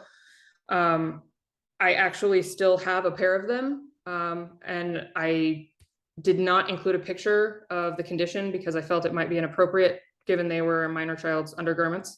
They were torn, they have been stained, and they are not new. Hand-me-down from one or both potentially of the two older siblings that female siblings in the home. Hand-me-down clothes by themselves, there's absolutely nothing wrong with, whether it be from a sibling, a friend, or a secondhand store, it doesn't matter, but underwear I find to be different, and I do believe that she should be given new underwear. 29 was already touched on, asking for physical discipline to be discontinued in all manners by everyone involved in the child's life. I just feel like there's a lot better ways to do things than the even muted down physical violence, but that's still technically what it is, in my opinion.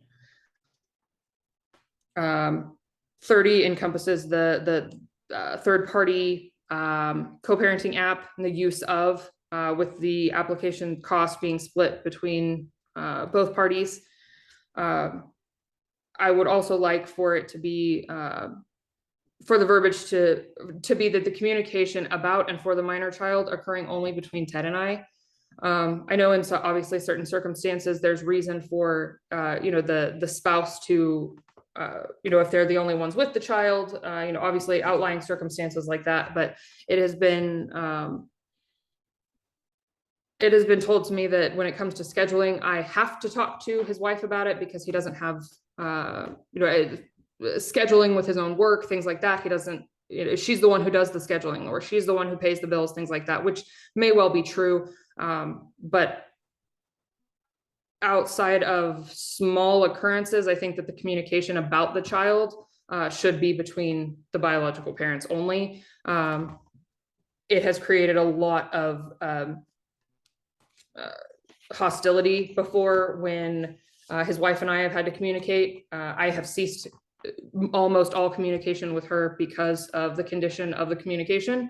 And I think it should stay between the two of us. 31 is the addition to and specification of pertinent information regarding whereabouts on travel.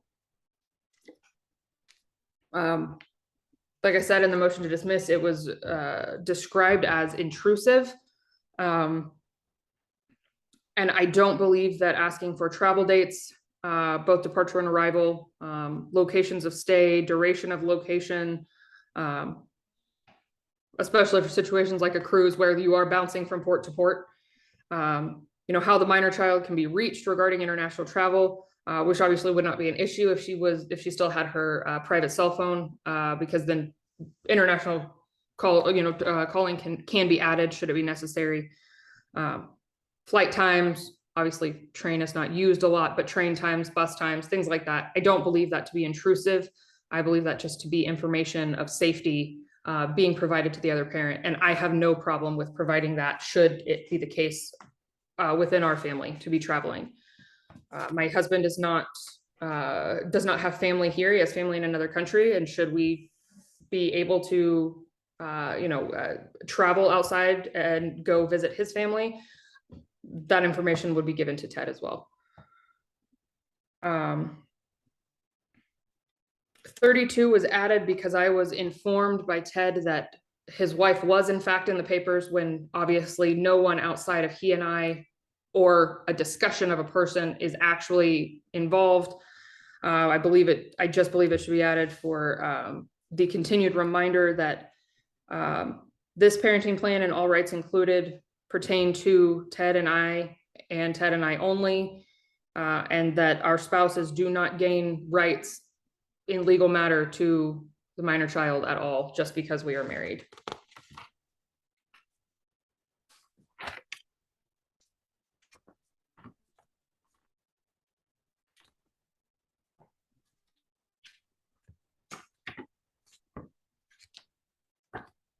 I believe that covers the entirety of my proposed parenting plan. And I believe everything within the motion for reasoning has also been touched on. Right, so does that conclude your presentation, Ms. Jackson? I believe so, yes. All right.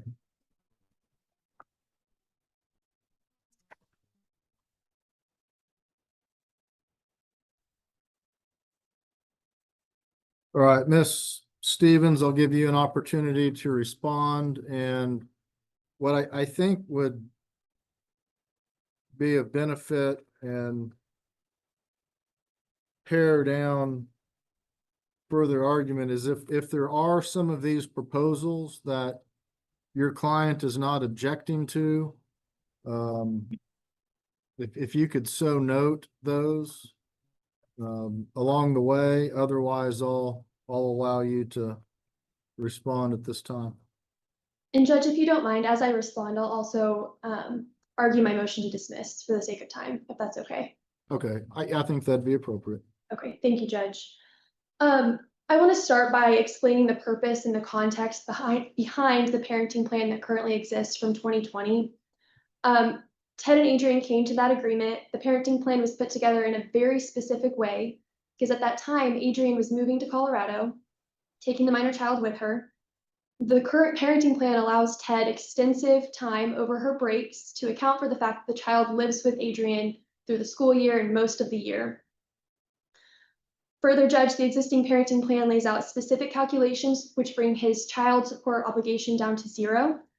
And the parties currently have joint legal custody because both parties are closely involved with the child's life, and they should have a say in the major decisions on her behalf. Now, Adrian's filed this motion to modify the parenting plan, and my understanding of why we are here today, Judge, is because she's requested sole legal custody of the minor child, which my client is objecting to, obviously. And she's also asking that the court reduce Ted's already very limited parenting time. And we are objecting to reduction of his parenting time, given that it lines up with the child's school schedule. To the extent that we can make that clearer in the language of the parenting plan, set times if we need to, in light of the fact that she's obviously grown up, changed schools, things are different. We're open to negotiating that, Judge. But what I mainly want to focus on today is the request for sole legal custody and reducing Ted's parenting time, both of which we very much disagree with. So as I mentioned in my motion, we're asking that the court dismiss her motion to modify the parenting plan. Like I said, if that's dismissed, we are open to negotiating with Adrian on some of these smaller details that she brought up today. There are a lot of them. I didn't take a specific list down. It would take a side-by-side comparison of what's going on here. And we're open to negotiating that with Adrian. As she stated, there wasn't a lot of time after we filed our motion last week to have those conversations, but we're open to doing that. Our biggest thing is making sure that these parties continue to have joint legal custody of the child as they always have, and to make sure that Ted's parenting time remains at the same amount of time. Specifically, the summer parenting time, where currently he has 8 weeks, and she's attempting to reduce that down to 5, which we do not think is warranted in this case. So in essence, Judge, we're asking that the court dismiss the motion to modify the parenting plan, continue to maintain the status quo by enforcing the current parenting plan while we negotiate some of these changes that Adrian has brought up, and also to award Ted his attorney's fees in responding to the same and in this hearing today. Like I said, Ted is in agreement that certain parts of the parenting plan have become impractical over the last 5 years. And at the end, I'll note some specific, things that we're open to changing and negotiating, such as use of our family wizard. I think that's great. I think that would help these parties communicate very well. We're in agreement with that. But we're in complete disagreement that any of the issues between these parties warrant Adrian taking sole legal custody and taking parenting time from Ted. So I'm going to give you some examples of some of the things that Adrian has alleged today and in her motion that are complete exaggerations to the point where they are false. Some are entirely false.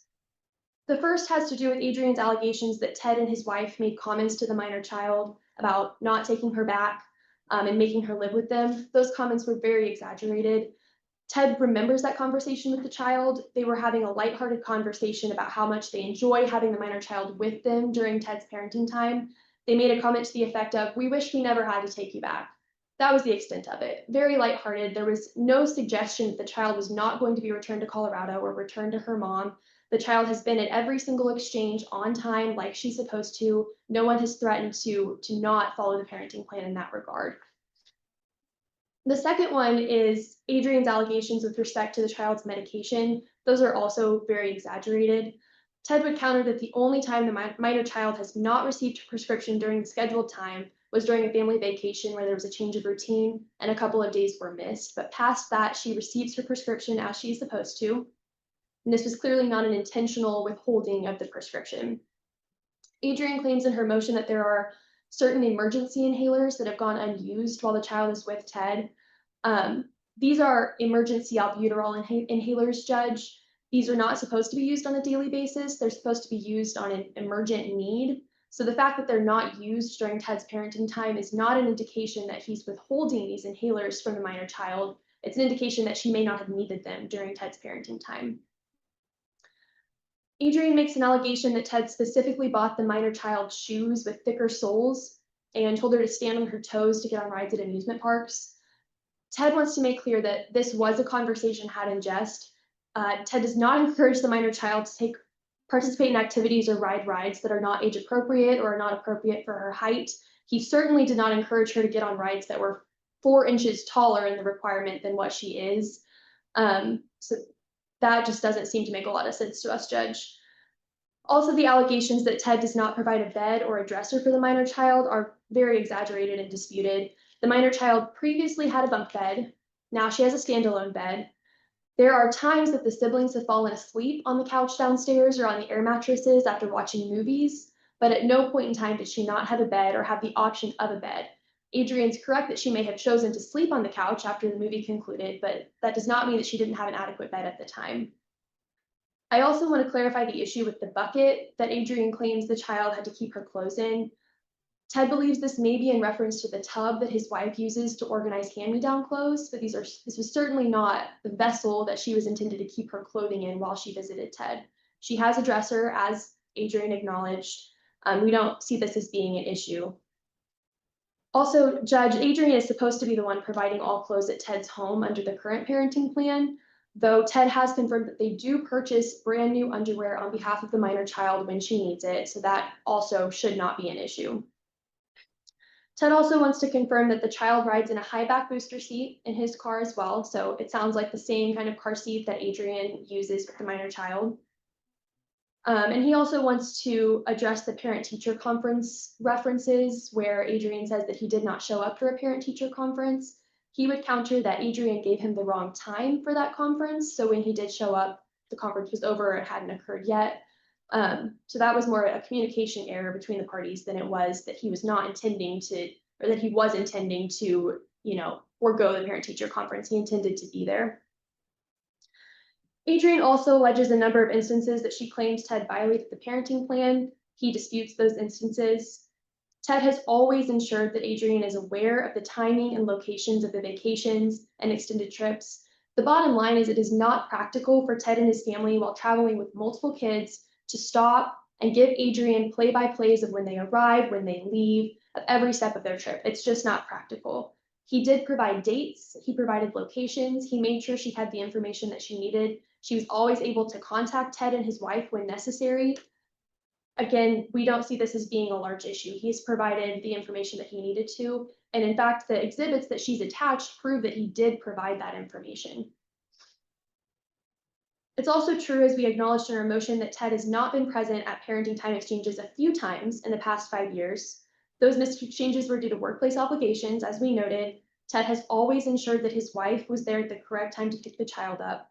No exchange has ever been missed or ignored, and Ted would offer the same flexibility to Adrian in the case that she could not be at a parenting time exchange, and recognizing that weekends with kids are busy and there's a need for flexibility. And we would implore Adrian to remember that flexibility is necessary in a co-parenting relationship. Next, Judge, the minor child's health is extremely important to Ted. He strongly disputes all of Adrian's suggestions that it's not important to him or that he hasn't done enough. As noted in our motion, some of these tensions have to do with the expensive therapy sessions that Ted is paying half of at this time, when he wasn't necessarily involved in the decision to begin those in the first place. Again, he wishes to be informed and involved. He's not comfortable just acquiescing to every decision Adrian makes without first receiving all of the necessary information. And we know that Adrian claimed today that she's given him all of that necessary information, and he disputes that he's received all of the things that he's asked to receive. But regardless, Judge, he has continued to pay for half of every uninsured medical expense under the parenting plan as it is required. He would argue that any delay in payment has to do with the fact that sometimes Adrian doesn't send them the receipt or ask him for payment until long after the occurrence has happened or long after she's been charged.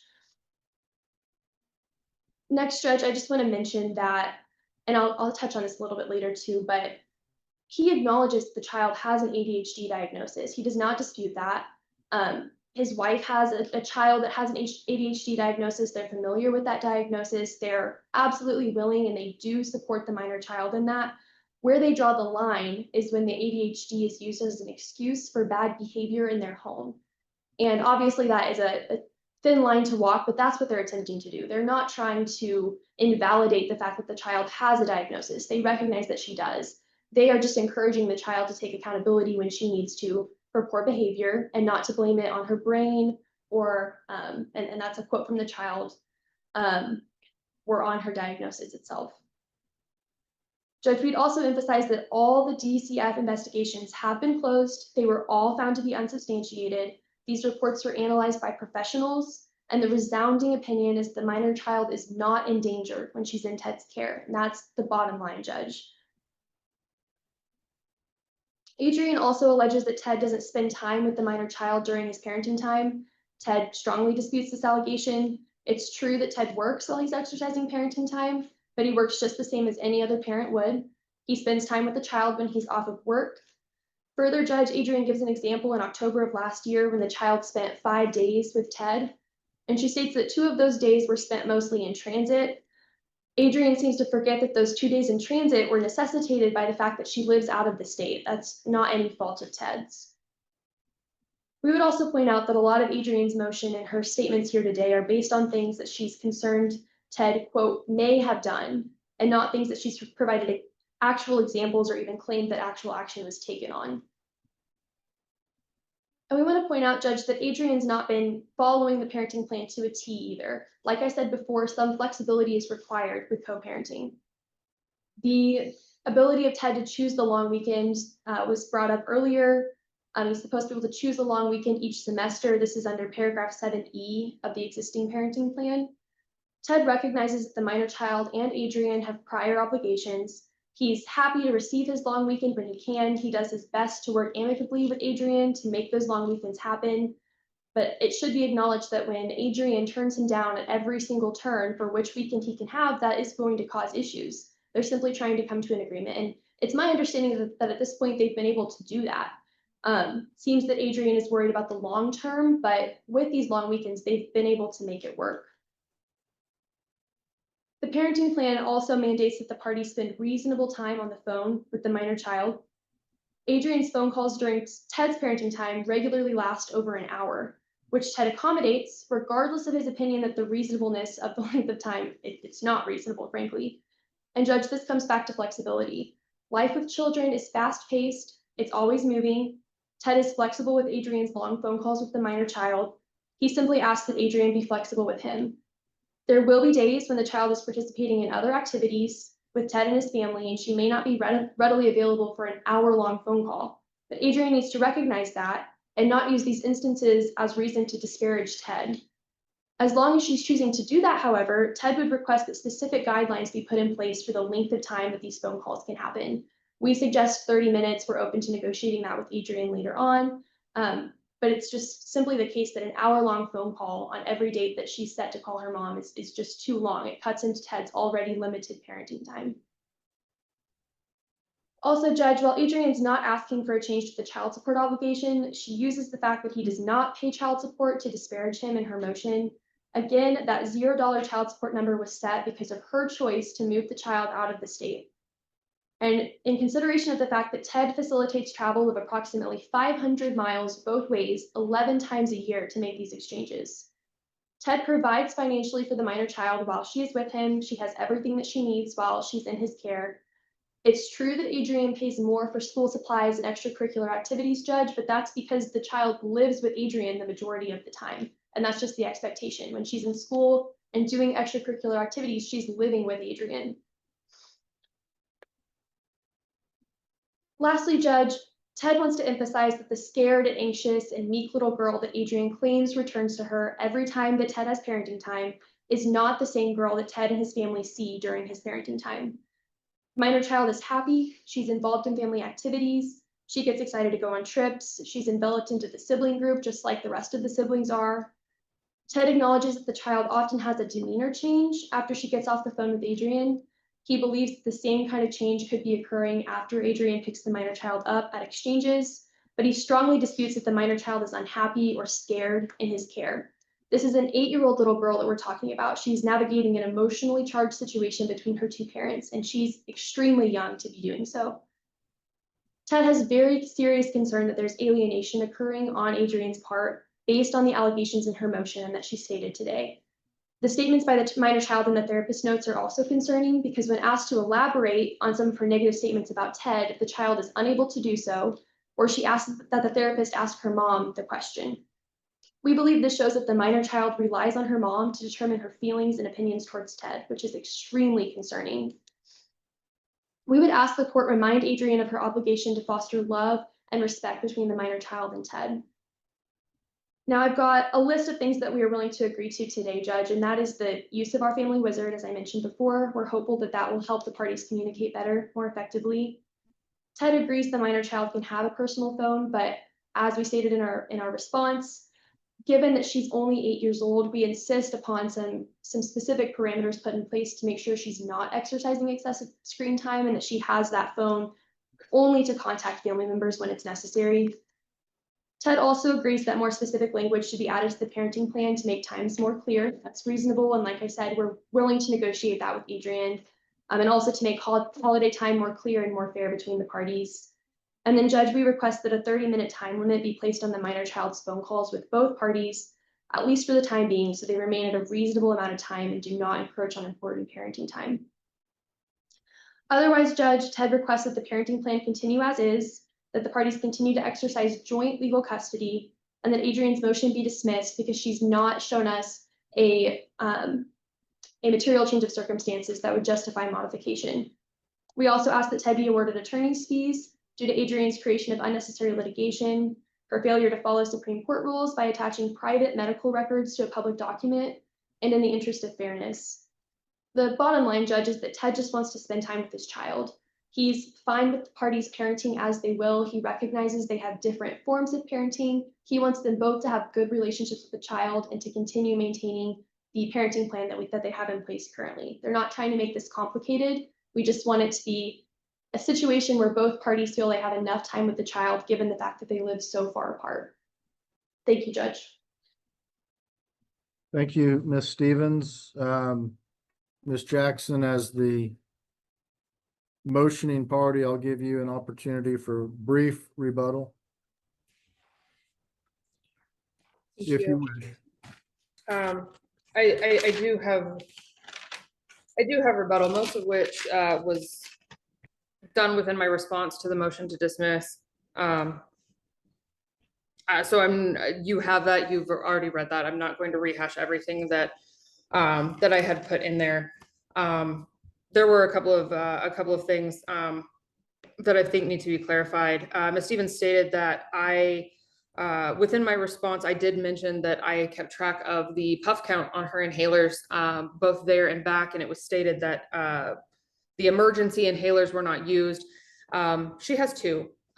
She has one that she uses 2 puffs AM and PM every day, and that's how it is prescribed to be used. And another is an emergency inhaler, a rescue inhaler. I don't anticipate that the rescue inhaler would be used unless she actually needed to. However, both of them remained unused and have for almost 2 years.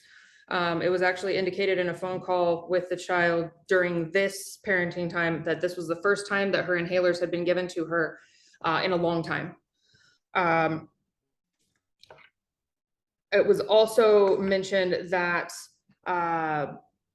during a parent-teacher conference situation that it was indicated that I gave a wrong time. I can provide text message proof of the conversation that we had later where I text him and asked if he was getting on the Zoom or what have you, whatever avenue it was that they were using.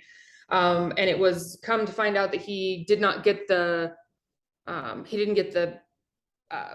invite. I went to a different folder in the email. He had missed it, something like that, but it had nothing to do with me not giving him the right time. And I have text message proof of that I can provide if need be.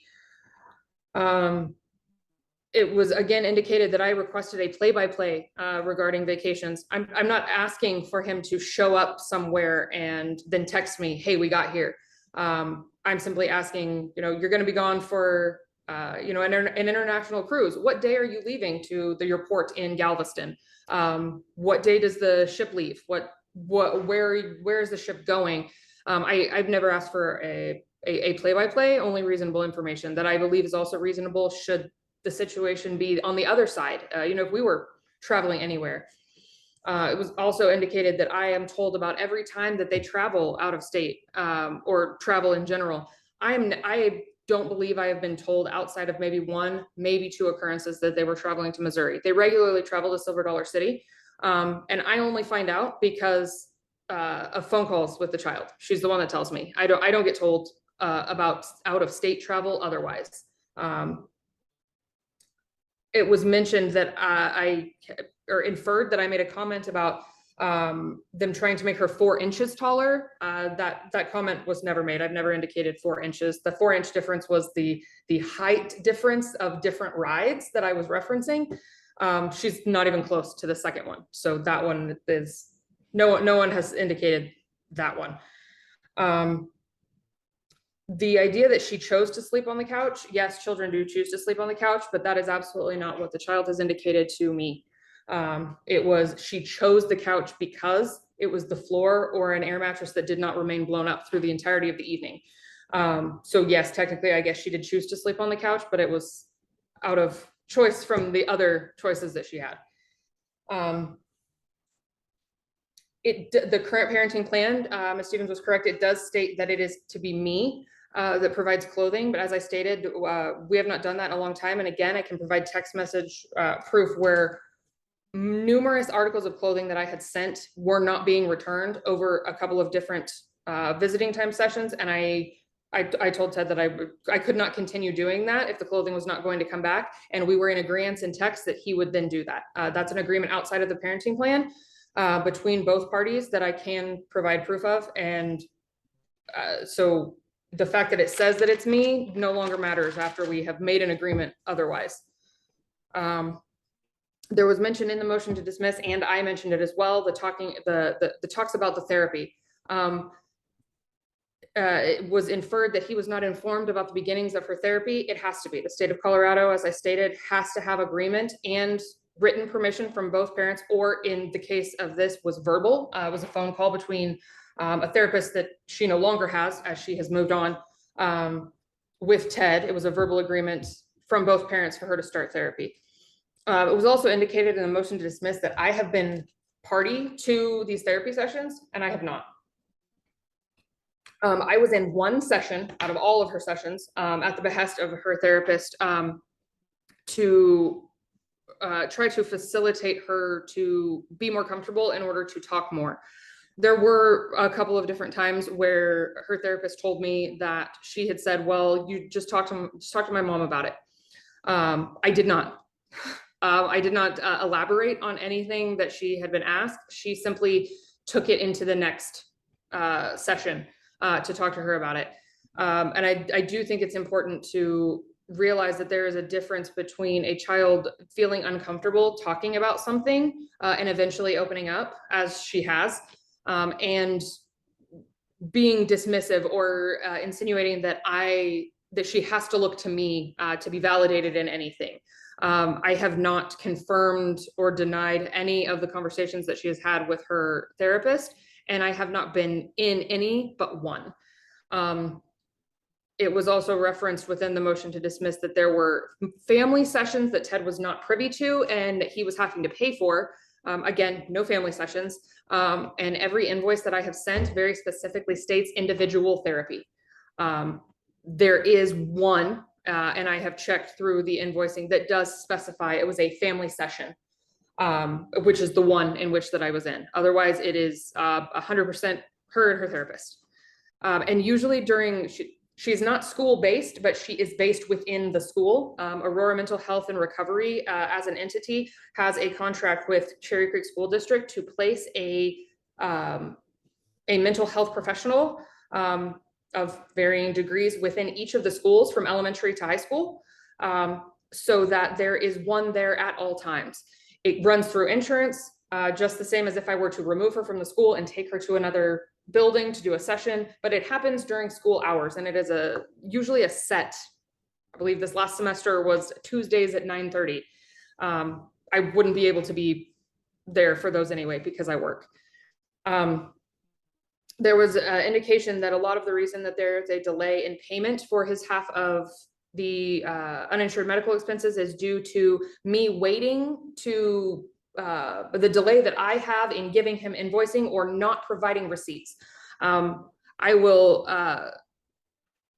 very, very strongly argue that there has only been one occasion in which a receipt had to be requested of me because I forgot to send it. Again, text message proof. I send the request through PayPal, and then I send a image, either scanned or a picture, which I make sure is readable, in a group message that includes my husband, myself, Ted, and his spouse, that shows the correlation between the request and the receipt. A receipt has been provided every single time. And the reason for delay a lot of times is the therapy. Has been other times, but mostly the therapy. There have been times where it takes almost a year for it to run through insurance, and that's what I wait for. I don't bill him or provide invoicing to him until it has run through insurance.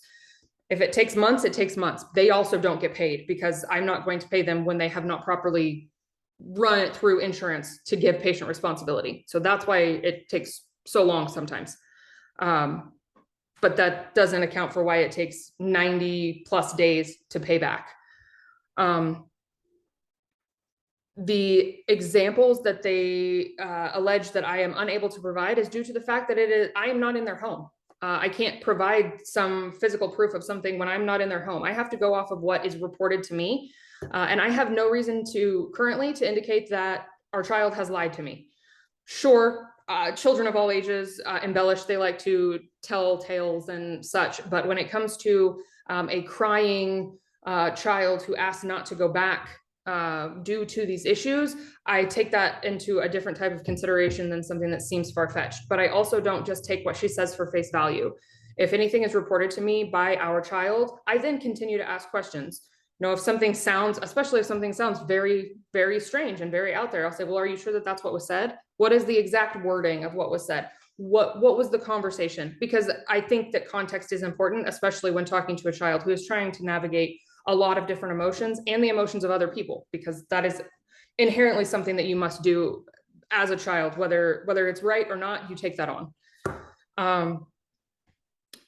I very much oppose that I disregard what he wants or that I argue with him at, quote, every single turn. As was stated, for the most part, up until fall of 2023, we were able to resolve the issues of specifically the long weekend. But I have not at every single turn told him no, nor have I violated the parenting plan in requesting that one weekend not be touched, which was for a good reason, in my opinion, since I had gotten married. And I put it in my response, but I think it is important to say that there was the fall of 2022, Ted got married. And it was not done during his designated long weekend. He had an additional parenting time for that wedding. And I had no reason to argue. I never even made a comment about it. The comment reasonable in reference to access to a phone within the current parenting plan, the term reasonable that is being used is in reference to access to a phone call. It is not being stated as the amount of time that should be allowed. And I've already discussed what my feelings are for trying to put a time frame on it. I don't think we should be looking at any of it as it is Ted's time or Adrian's time. It is Joey's life.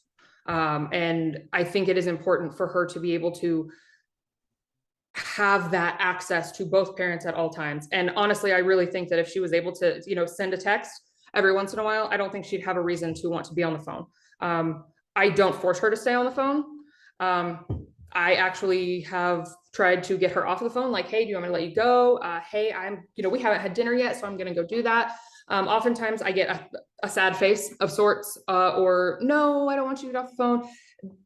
Things like that. I don't force her to stay on the phone. And I do think that that is important to note. And I don't think that there should be a limit of time. I mentioned it in my response, but the comment about no child support was not to disparage Ted. That may have been how it was interpreted, but for clarification, it was not to disparage Ted in any way. I'm not arguing that there's child support or why there's no child support. That's fine. The comment was to show the disparity in how he handles financial situations between one child to the next. He has no court-ordered child support and he has no court order with another child of his. However, that child's mother has told me that when it comes to extracurriculars or school supplies or medical or whatever, it's a 50-50 split, and he's never had an argument to do so. And he's never waited so long to pay her back or vice versa. It was just to show the disparity in how things are handled, which goes to the comment that because she lives with me, of course, I'm the one paying for everything. There is, again, no court order between the other child. So there is no supposed 50-50 or any sort of percentage split, but there is, it is an equitable adjustment of finances in that situation, but not so much in mine. That all it was to do was to comment on that. There is no way, in my opinion, for the current parenting plan to continue without modifying it. So having put in a full motion to dismiss seems inaccurate. Maybe a partial motion to dismiss may have been more appropriate, because if we're going to be changing anything about the parenting plan, then dismissing the entirety of everything wouldn't really work out. It's great that there are certain things that can already be agreed upon. That's wonderful. But I do think there's a little more input that should be needed outside of simply a back and forth, and maybe looking at some of the parenting plan that I have already proposed, seeing if there is verbiage that can be taken, as opposed to trying to only just rewrite what is in there, because I did keep everything in there. She is right. I did take out all of the explanation as to why there was no child support, because again, neither side is arguing that there's zero child support or why. So I just didn't transfer that over. It was just an agreement. There is no child support, and that's all there was to it. The last comment being that she is a different child there than she is here. And I do mention it in my response that it has been worked with both her therapist for trying to use it as a coping mechanism, as well as she's able to acknowledge that she does it. She masks, emotionally masks. She does it at school as well, because unfortunately it's the only way when you have an emotional dysregulation issue like ADHD, you do have to mask sometimes, because otherwise kind of all over the place. And anyone who knows things about ADHD knows that to be the case. So it is, and I would certainly never say that she obviously doesn't mask ever at home either. It's something that you have to learn how to navigate, but she does indicate that she masks a lot because she does not feel that it is an emotionally safe environment for her to express herself in all of the ways that she would like to.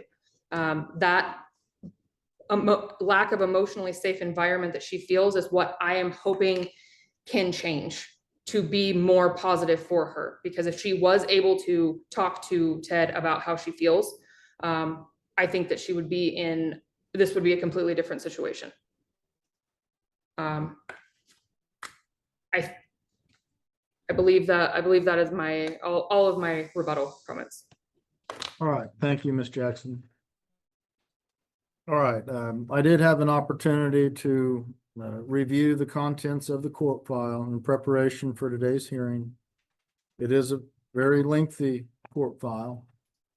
I went through the extensive motion to dismiss or the motion to modify filed by Ms. Jackson. I went through the motion to dismiss filed by Ms. Stevens, and I went through the response to that motion to dismiss, and I've now had an opportunity to listen to the arguments and statements of counsel and the parties.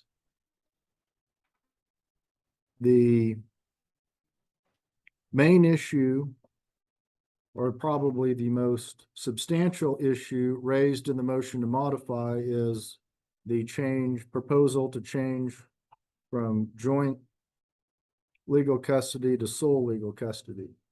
The standard is whether there's been a material change of circumstances, and that the change of circumstances is of a substantial and continuing nature that makes the terms of the initial decree unreasonable.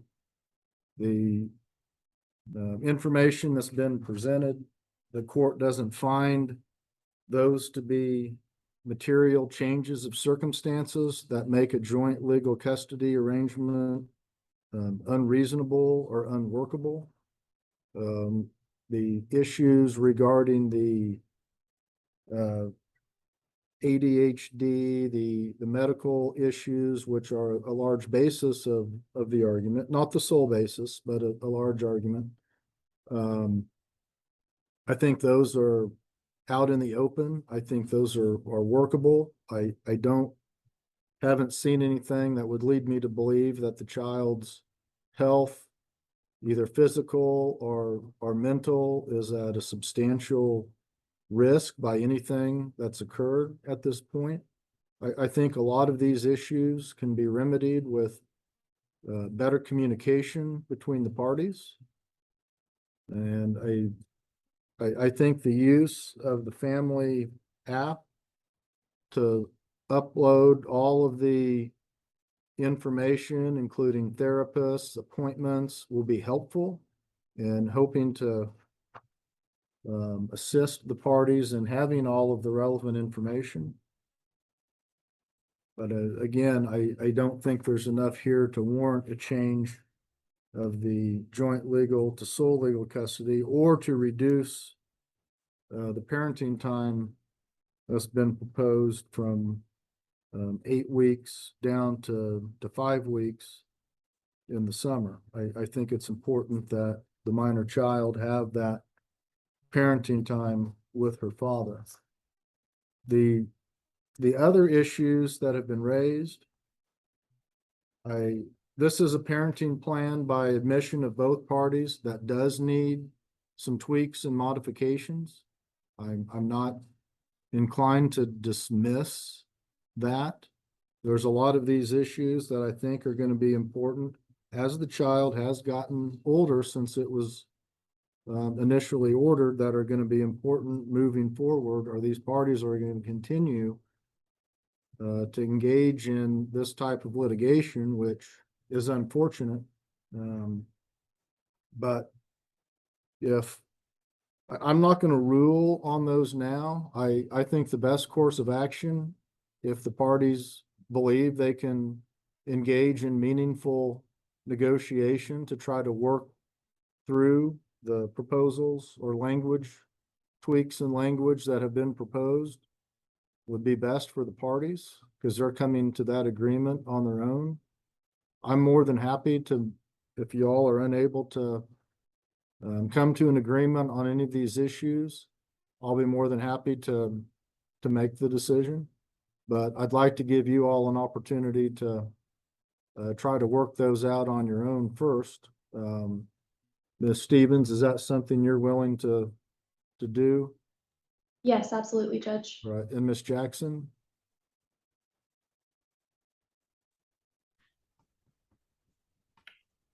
Unfortunately, I don't think that it's going to go well. Just personally, given that I have obviously stated how I feel about it. He has stated how he feels about it. I don't think that it is going to go well. We may end up right back in front of you. But if the decision is for us to what do I it, was going to suggest was setting a hearing out about 30 days to give you all an opportunity to engage in meaningful negotiation. You all may be closer than you think on some of this stuff. Maybe not. If that doesn't work, then we come back and I'll just go down each of the issues. I wrote pretty extensive notes and I'll issue a ruling. But I just thought if you all can come to an agreement, that might be better for each of you than me ordering something that neither one of you feel might be workable. So if it just looks like it's not going to work, then that's fine. We'll come back at the date I'm going to set and I'll just run through them and make the decision. that's fair. So however you all feel it's easiest to communicate, if that's by email, by text, or by a phone call, I'll leave that entirely up to you. And I'll set a hearing about 30 days out. If you all have come to an agreement on all of the outstanding issues and wish to have that journalized and we don't need to come back, we can do that. If not, if you all could submit what you feel the remaining issues that need to be resolved, if you could do that within 3 days of the hearing we're going to set, then I'll have time to go back over everything in preparation for that hearing. And I don't expect this to be further argument. I just feel the unresolved issues should be presented and I'll rule on those. I've heard the arguments in support of all of those positions. I have good notes. So Angela, if you could provide a date about 30 days out. Judge, want me to go a little further out than that, but I have the end of August 27th at 10. August 27th at 10 o'clock. And we can do that by Zoom again. Okay, so yeah. That works for us, Judge. And Ms. Jackson, does that date and time work for you? Yeah. All right, we'll do that by Zoom. If, like I said, if 3 days prior to that hearing, any unresolved issues, if you could provide those through Angela, then I'll look at those prior to that court date. That sounds great, Judge. Thank you. Would you like me to prepare a journal entry? Well, I'm thinking if it'd be best to wait and do it or go ahead and journalize what the court's ordered today. If you want to prepare just an order memorializing what occurred today, I think that'd be appropriate. Sounds good. I'll do that, Judge. All right, Ms. Jackson, anything else today? Would it be out of line for part of that journal entry to include us beginning use of the parenting app now? Obviously, discussions about this will go through his representation, but there will obviously still have to be communications outside of this discussion. If we could start utilizing that app, it would be, I think, beneficial for everyone. I think I agree, Ms. Stevens. Yeah, that's great, Judge. We're happy to do that. All right, and let's figure out which app is going to be used. Any, We typically work with our family wizard, Judge, but I'm not opposed to any other suggestion that Ms. Jackson has. Ms. Jackson? That is the application that I have heard most of. I've heard of a couple, but I've not used any of them, so. Okay, it's a fairly popular one. I think it's good. So if you all want to take whatever steps you need to get that going, I'm not sure what it takes to get it up and running, but I think that'd be good for both parties. Anything else, Ms. Jackson? That's all. All That's right. If there's nothing further, we'll be in recess today and we'll either see everybody back in August or I'll look for an agreed upon journal entry for the remaining issues. Great, thank you, Judge. We are in recess.